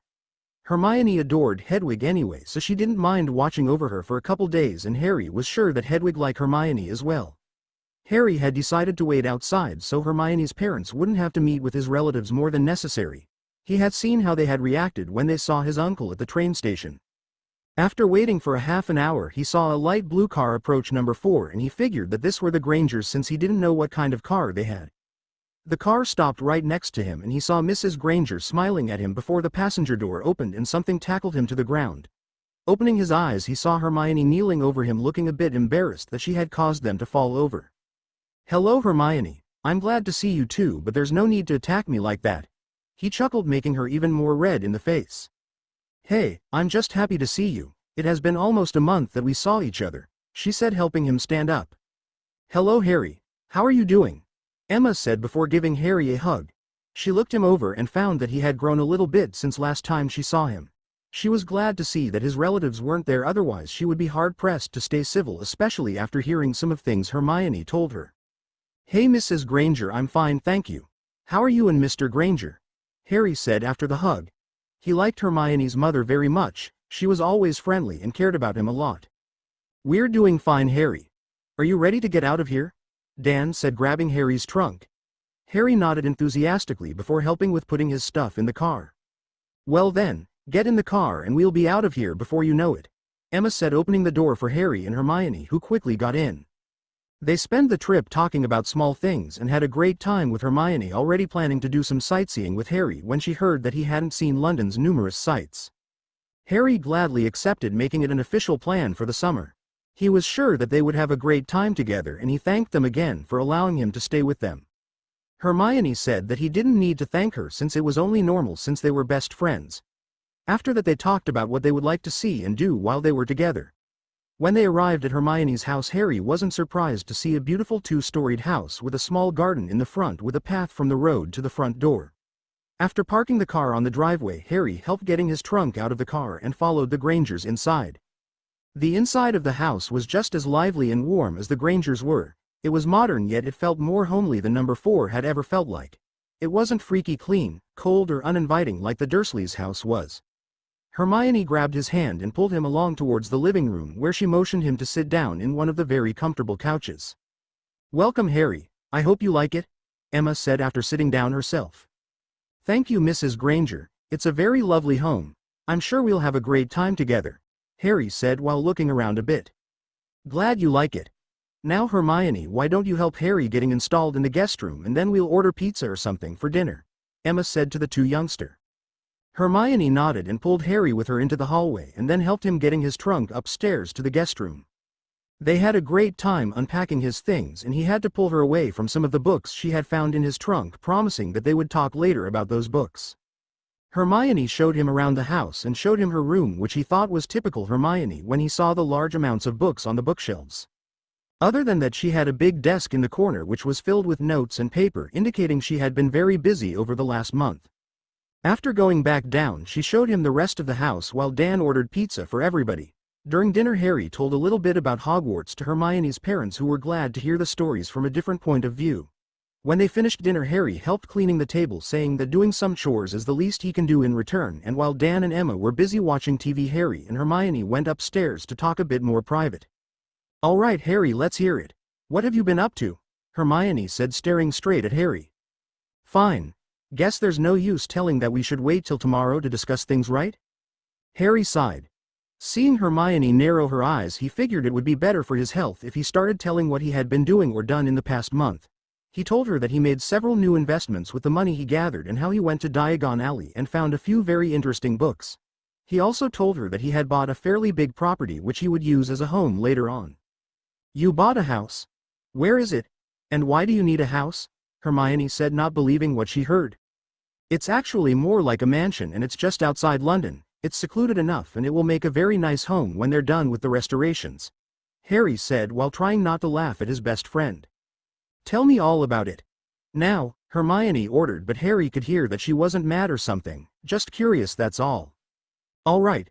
Last year while I was in Diagon Alley, and I guess while at Hogwarts too, I did some research on how Voldemort impacted the wizarding world and who supported him.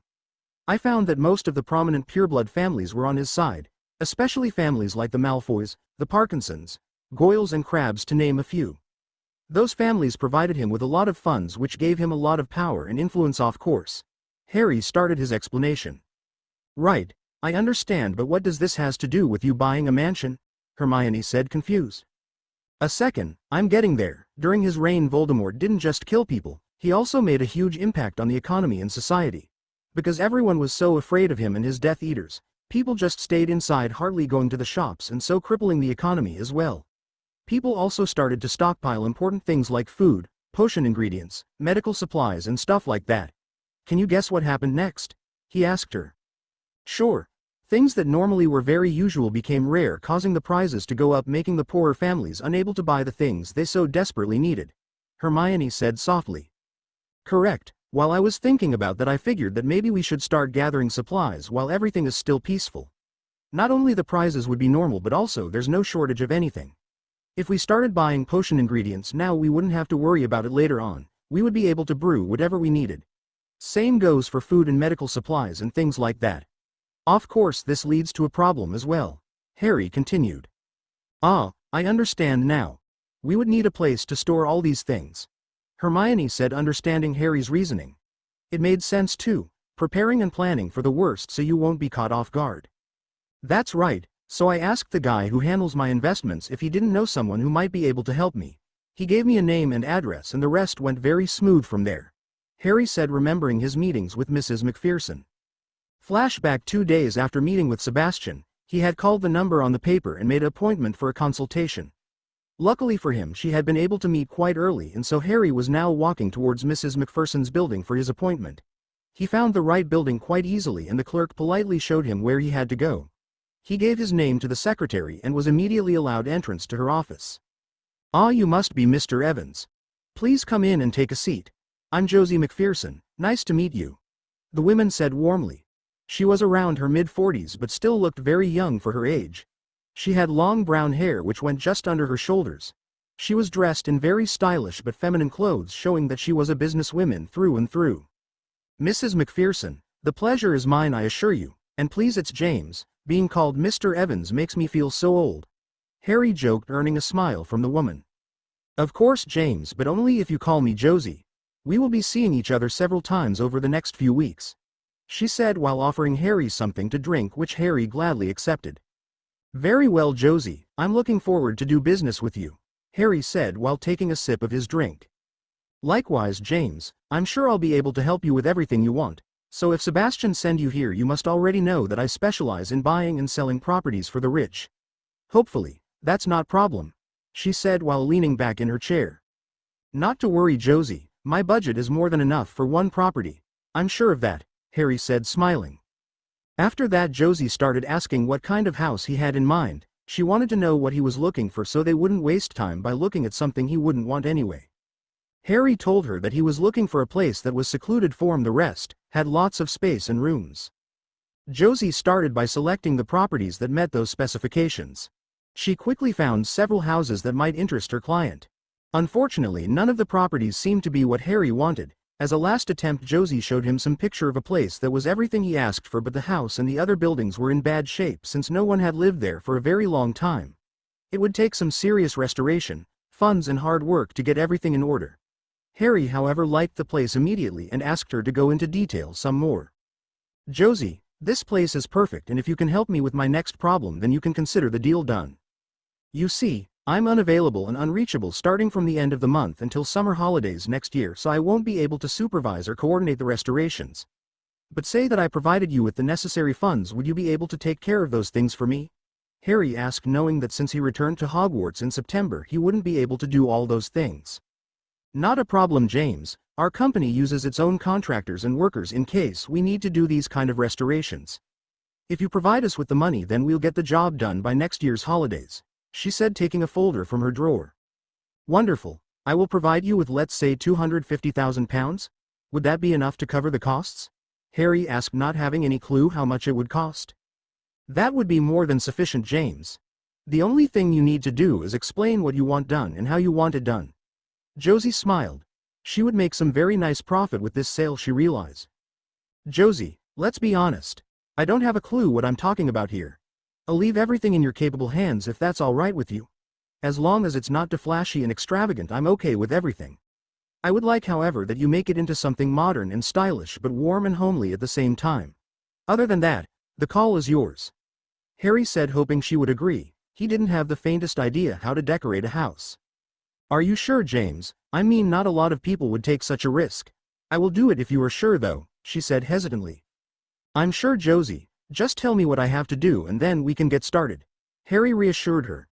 After that they went over the necessary paperwork that came with buying and restoring a property. End flashback. "Harry, how did you pay for all that? I mean, I know you made some investments, but this is crazy," Hermione said, shocked at the amount of money Harry was spending on this. "Relax. The investments I made gave me more than enough money to pay for all of this. In fact, last year alone I made more than 5 times that amount of money, so there's nothing to worry about," Harry said. "Wow, I guess that's okay then. So your house will be ready by the time we get back from our second year," she said, still not believing how much money Harry had acquired. "Yep, that way we can start on that part of the plan. So how about you? What have you found except the things you told in your letters?" Harry asked. "I'm glad you ask. I have found an amazing project for us. How would you like to become an animagus?" Hermione asked while grinning widely. "An animagus? You mean like Professor McGonagall?" Harry asked, already liking the idea. "Exactly like that. I found a book in Diagon Alley that can help us. I actually found it in a box of old books that they were selling. I got it really cheap since they now have other methods that allow people to complete the process much quicker," she said while she grabbed a book from her shelf. "Quicker? How? What's the difference between the method in your book and the new one?" Harry asked, interested. "The results are the same, but the new method uses a potion that allows you to transform for the first time. That way you know what animal you are, which makes it much easier afterwards. The method in this book uses meditation to find your animal, so it takes a lot longer to achieve the transformation," Hermione explained. "The reason why I want to use this method is that the potion is incredibly difficult to make. It's so difficult that only a potion master can brew it. Also, the ingredients are restricted by the ministry, which would make them suspicious if we bought them," she finished her explanation. "Good thinking. No need to draw attention to ourselves, and we do have time enough to use the older method anyway," Harry nodded. "The best thing is that we can start on it right away. There's no casting of spells or magic involved, so we can do it at home as well. The book says that we first have to learn how to meditate correctly, which shouldn't be a problem for us since we can do occlumency. While we meditate, we need to think about ourselves and our character. Once we did that, we should have an idea what animal we can become. After that, it's a case of practicing the transformations," Hermione said. "Cool. I can't wait to find out what kind of animal I am. Hopefully something cool and strong like a lion or something like that," Harry joked, making Hermione smile. After talking a bit more, they saw that it was getting late, so they decided to get some sleep so that they would be rested for tomorrow. Harry bid Hermione and her parents a good night and went to bed, falling asleep while thinking about what kind of animal he would like to be and how much his life had changed for the better since he became friends with Hermione. If someone had told him that he would have such a wonderful friend a few years ago, he wouldn't believe it, but now he knew better. He once again promised to do everything in his power to protect her and keep her safe, and then fell asleep tired from the exciting day. Harry woke up the next morning after a very good night of sleep. The bed in the guest room was several times better than the bed he had at the Dursleys, but that wasn't surprising. He took some fresh clothes and took a quick shower before heading downstairs. The house was quiet and he wondered if he was the first to wake up. This somehow seemed impossible since it was already close to noon. He entered the living room and went to the kitchen seeing if anybody was around. When he entered the kitchen, 3 people jumped up from behind the counter and yelled out, "Happy birthday," startling him before he was hugged by Hermione and Emma, both wishing him a very happy birthday. Dan too came over and wished him many years to come while giving him a firm handshake. Harry was shocked at what had happened. For the first time in his life, people wished him a happy birthday and he couldn't be more happier. Thank you very much. I can't believe you did this for me. Thank you," Harry managed to say after a few moments. "You're very welcome, Harry. Now come here so we can get on to the next part of your surprise," Emma said, smiling at Harry. He quickly obeyed and stood next to Hermione, who had put a very tasty-looking birthday cake on the table. On the cake stood, "Happy birthday, Harry," written, and in the middle stood a small candle waiting to be blown out. "Okay, Harry. While you blow out the candle you have to make a wish, but you can't tell anyone what it is, okay?" Hermione said, to which Harry nodded before blowing the candle out.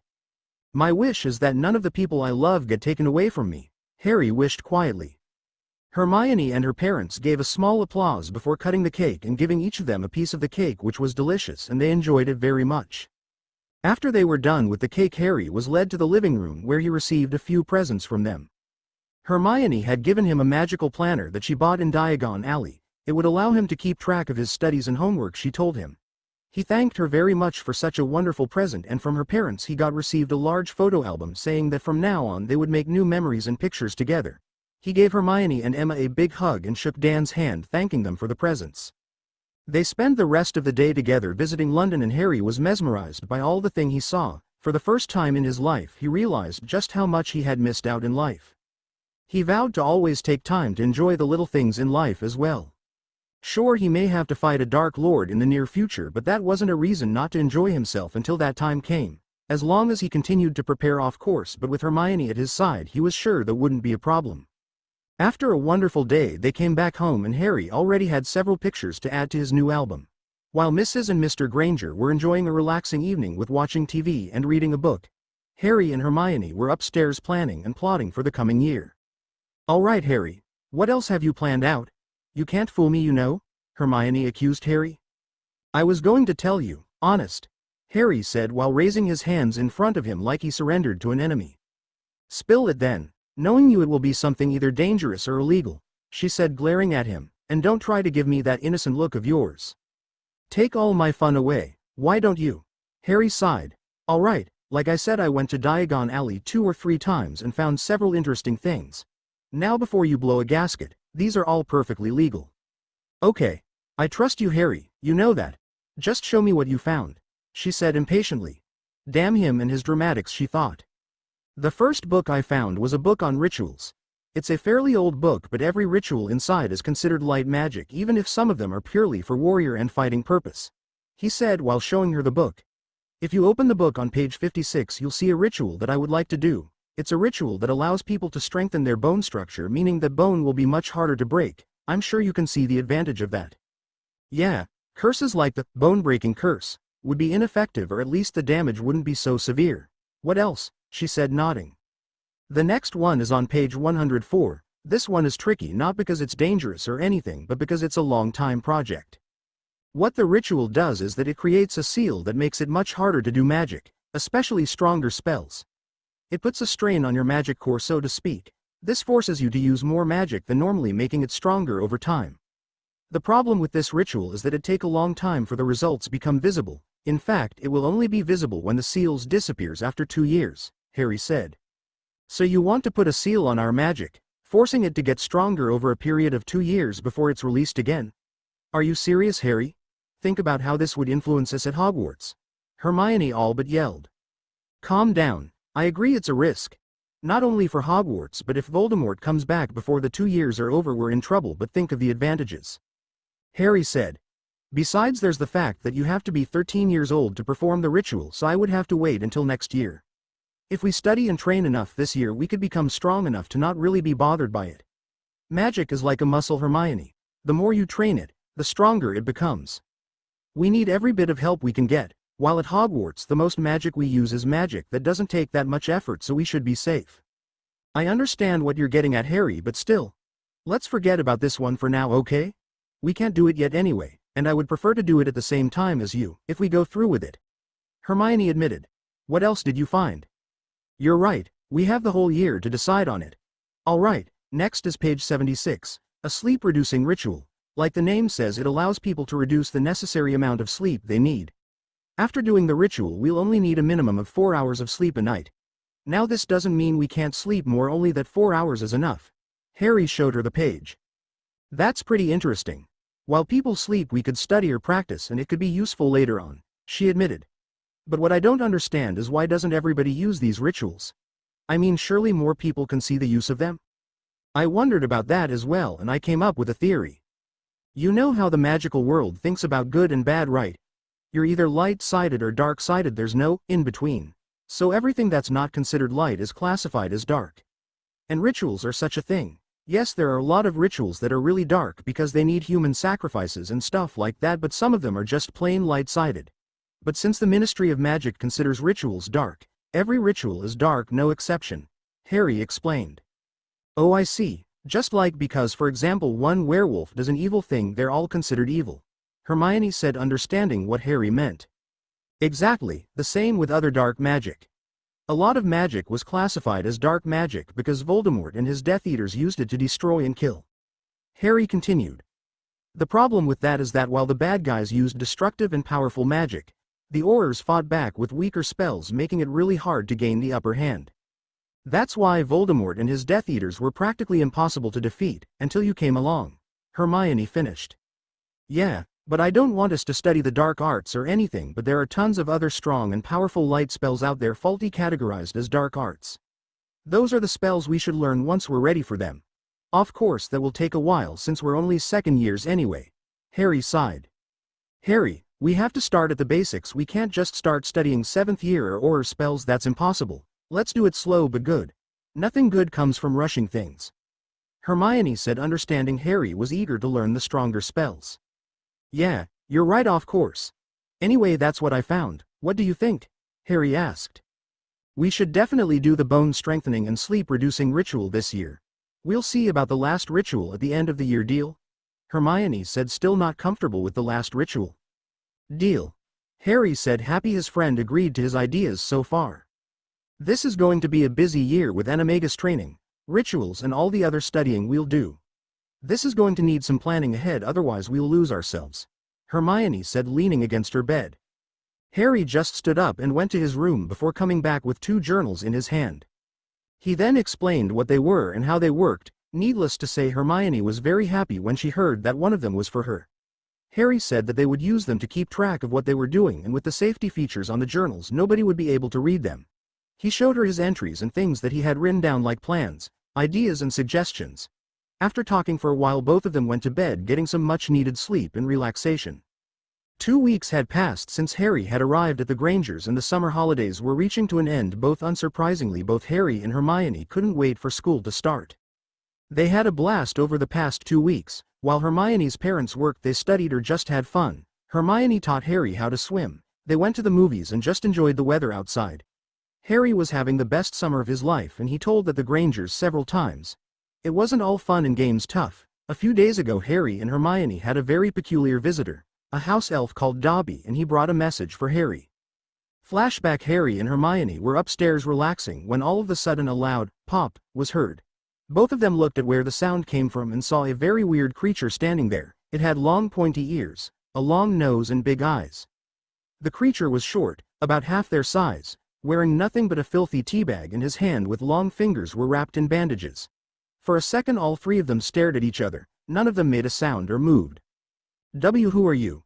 Harry managed to say softly. I is being Dobby, Harry Potter, sir. I is having message for the great Harry Potter, sir. Dobby squeaked in a high-pitched voice. A message? Well, why don't you sit down and make yourself comfortable? Harry said, hoping that would relax this Dobby creature. Unfortunately, Dobby stared at Harry for a second and then just started crying and wailing that no one had ever asked a house elf to sit down with wizards before. A house elf? No offense, Dobby, but we never heard of house elves before. Could you explain a little for us? Hermione asked gently, not wanting to upset the poor guy even more. Dobby calmed down enough and explained that a house elf like himself worked for a family, mostly purebloods. where he took care of the daily tasks like preparing dinner, cleaning and shopping. Hermione and Harry had a feeling that Dobby didn't serve the nicest of people judging by his clothes and his appearance but refrained from commenting about it. Harry Potter, sir. Dobby is having terrible news. Harry Potter, sir, must not go to Hogwarts. Bad things will happen. Very bad, Dobby said, making both of the youngsters frown. What do you mean, Dobby? What kind of things? Harry pressed. Dobby cannot say, cannot betray family but must not return to Hogwarts. Great evil this year, Dobby said, bouncing around the room before Harry grabbed him and sat him down again. I'm sorry, Dobby, but we must return to Hogwarts. We have to get stronger and learn more magic so that we're good enough to defeat Voldemort when he gets back, Hermione said, making Harry nod in agreement. You is speaking name of evil lord. Who is you being? You is not afraid? Dobby said with big eyes looking at Hermione. My name is Hermione and no Dobby, we're not afraid to say his name. Can you tell us more about this danger? She asked. No, Miss Granger, Dobby cannot say more. Dobby had to punish himself for coming here. Can't say more, Dobby said, looking around the room nervously. Okay, Dobby, you don't have to say anything that you don't want to. But I'm sorry, we'll have to go to school, we have to get stronger, and even if something dangerous is happening at Hogwarts, I want to be there so I can help protect people, Harry said, hoping the elf would understand. Harry Potter, sir, isn't being afraid. Could get hurt or die yet not afraid. Dobby stared at Harry. I'm a little afraid, Dobby, but I made a promise that I would protect my friends and a lot of my friends go to Hogwarts. Don't worry, Dobby, we'll be careful and thanks to you we know about it, Harry said, laying his hand on Dobby's shoulder. Dobby is not liking it, sir, but I is understanding Harry Potter, sir, is greatest wizard of all times. If Dobby can, then he'll help with Harry Potter, sir, Dobby said proudly. Thank you, Dobby, that's very nice of you, Hermione said. Dobby must be going now. Family might need Dobby. Goodbye, Harry Potter, sir, Miss Granger. And with that, Dobby just disappeared. Harry and Hermione just looked at the place where Dobby used to sit before slumping down on the ground. Well, that's just great news, isn't it? Safest place in Britain, my foot. Harry just deadpanned. Yeah, seems like it's going to be a very exciting year again, won't it? Oh, Harry Potter, sir, greatest wizard of all times, Hermione joked. Funny, real funny, Miss Granger, Harry answered cheekily before both of them exploded in laughter at Dobby's way of addressing them. End flashback. That wasn't the worst event of the summer though. The most terrifying moment was when they visited Diagon Alley 2 days ago so they could buy their school books. Hermione had been very excited to go ever since they got their book list, and Harry had found out that every book had been written by a certain Lockhart guy. According to Hermione, he was an amazing wizard who had done incredible things over the past few years, and he had written several books on his adventures and accomplishments. They had run into Ron's family at Gringotts, and Harry met Ginny Weasley for the first time, although meeting her is saying a lot. He greeted her friendly only to receive a squeak, and then she hid behind her mum with a bright red face. Harry wondered what he had done wrong, but then he remembered that like so many girls she had been raised with stories about him, and he groaned knowing that according to Ron she had a crush on him. He hoped that she would get over her crush in time since he had no need for a lovesick girl following him around all the time.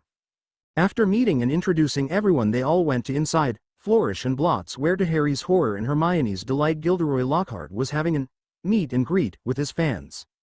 The shop was filled with witches young and old who were crazy about the man. To Harry it seemed that the man was anything but a powerful wizard, judging from his manners and outfit. Lockhart wore high-quality clothes, his hair perfectly in place and a smile on his face.